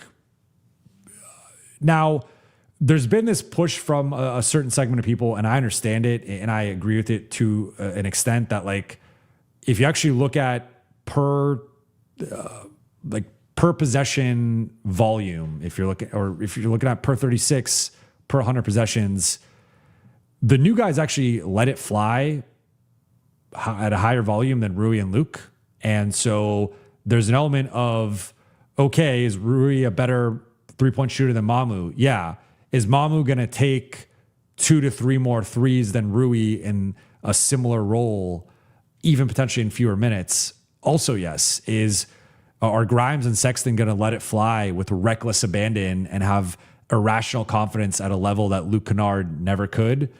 Yes. Now, where the percentages net out and how that factors into LA's offense remains to be seen. But I think there's an element with the shooters, at least, where collectively Mamu, Grimes, Sexton, they're all high volume 3-point shooters. And even if they're all within that like mid 30s, Sexton is around 40, Mamu's high 30s, Grimes is closer to average.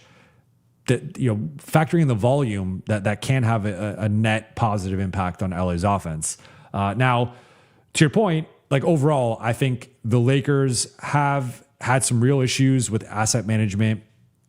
We could go back to Malik Beasley, Mo Bamba. In general, they have tended to retain assets. They've either retained assets longer than they should and should have gotten off of them earlier, or they've botched like the valuation. Because really, when it comes down to it, Caruso was a valuation thing. Like they did not value Caruso at the proper level, and that is the issue. It's not. I don't even think it was a cheap thing. I think they didn't think. I mean, this is also based on my reporting at the time. Like they did not think Caruso was worth the contract. It was not like, yes, they got, it was a matter of, okay, they're close and, do you want to match the contract, whatever. They didn't think he was worth it. And so they thought he was replaceable, and they clearly miscalculated that. KCP was the cost of doing business for Russ. Goodwin, I think, was another one where they miscalculated how good he was and how important he was to the bench. And then Smart, again, that's TBD. Rui and Luke, same thing. But I get what you're saying. Like, I mean, I would argue that like Rui, Luke, and Smart, you at least got cap space out of it, and you're replacing them with younger alternatives. So those ones a little bit more defensible to me. Goodwin and Caruso, I think, were misevaluations of how good those guys were. And then KCP, part of the Russ trade, which is a broader discussion, that was another disaster. And then I got these final two here, then I do have to wrap. Andrew, thank you for the super chat. Do you think Kuminga has mutual interest in LA? I do think so, but I think Kuminga, I mean, if you look at the current market, there are not many guys in the Kuminga range in terms of price point, upside. A lot of teams need forwards and wings right now. So I think he's going to have a market. Just the issue, we saw it holding up Rui as well, is all these teams are holding out for LeBron. So again, if you're Minnesota, would you rather have LeBron or Kuminga? You'd rather have LeBron, even if it's a short-term thing versus a longer-term thing. And that's to say nothing of they can only offer $6 million. So I think Kuminga's kind of a victim right now of the LeBron sweepstakes and that freezing things to a degree. But my understanding is, yes, there is mutual interest and that there's a chance something gets worked out here. It's just a matter of how LA moves the money around.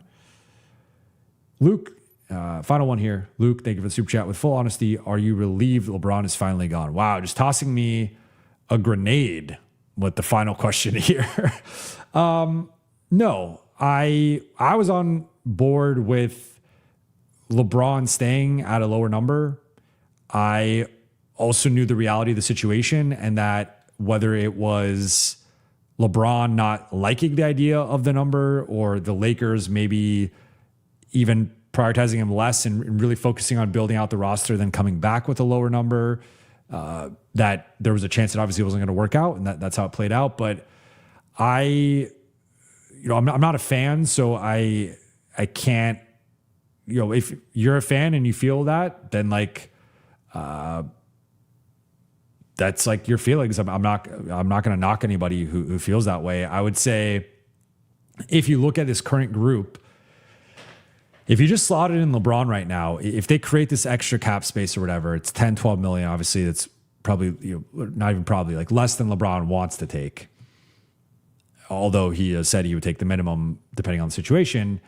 If you just slotted LeBron in on this team and you had Kessler, LeBron, Grimes, Austin, Luka with Sexton, Mamu, backup center, still need another wing. Maybe that ends up being Carr or Laravia as a placeholder, whatever. Like, I do really like that top 10. And I think there was a version where if the two sides could have met at the table and hashed it out, it could have, at least in one more year situation. Like, the Lakers went and built the team that I think LeBron could have been the potential missing piece to.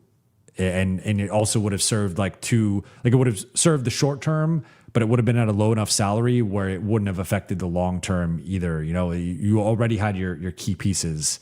And if it just would you rather have LeBron for 12 million or Vando for 12 million? It's obviously LeBron for 12 million. So that's where I think, especially with how things played out, there's part of me that's like, would have been really interesting if the two sides could have had better communication throughout the process and just temporarily hash things out and been like, all right, one more year. We got the roster. We got the Kessler. We got the whatever. But no, I mean, I would say I think covering LeBron is not for the faint of heart. I will say that. And with you're on the clock as someone who covers the NBA, as someone who covers a team 24/7, but you're on the clock at a different level with LeBron because anything LeBron does is news. It's at a different level than any other player.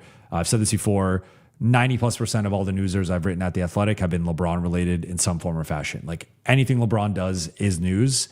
And so there's this extra level of being on all the time and just pressure and scrutiny. And, now the flip side is you get more attention and you get more views and it's a higher profile situation. And, I've definitely benefited from covering LeBron, covering the Lakers, in what the last, decade has been like. So there's pros and cons. It definitely is going to change. It's just different covering LeBron versus not covering LeBron.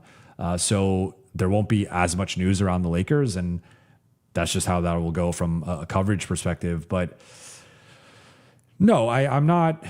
I would the only sense of relief I felt was relief to the situation. I didn't know how long it was going to potentially be dragged out. So I was like, all right, we can at least move forward and we know he's either staying or he's going. All right, he's gone. Now move forward with the plans with the team and the coverage. But most of my cap sheets you guys saw, and when people asked me what I would want, said I wanted LeBron back at a discount depending on the opportunity cost. And I think, especially with how things have played out, if it was as simple as get off Vando, get off Jaden Hardy, and give up the seconds and go back and sign LeBron, I think that would have been a no-brainer. So I know some people don't feel that way, but to each their own. And then I guess we got two more here. Juilliard, thank you for the super chat. To add on to my earlier super chat, do you believe the rumors Jeannie was mad enough she wanted to trade LeBron to the Clippers? I forget if that was reported or not. I had heard rumors about that, but I don't think so.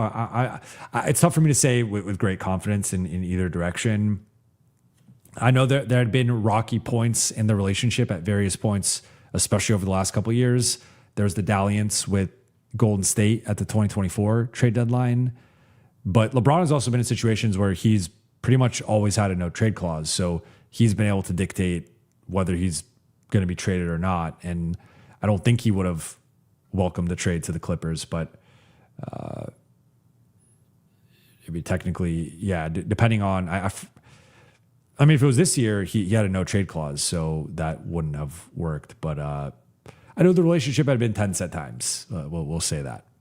And then final one from Matthew, the Sicilian. Thank you for the super chat. There's a part of me that feels like LeBron's really enjoying keeping the league on hold. Maybe I'm being too harsh. I appreciate the chip, but I'm happy to move on to the Luka era.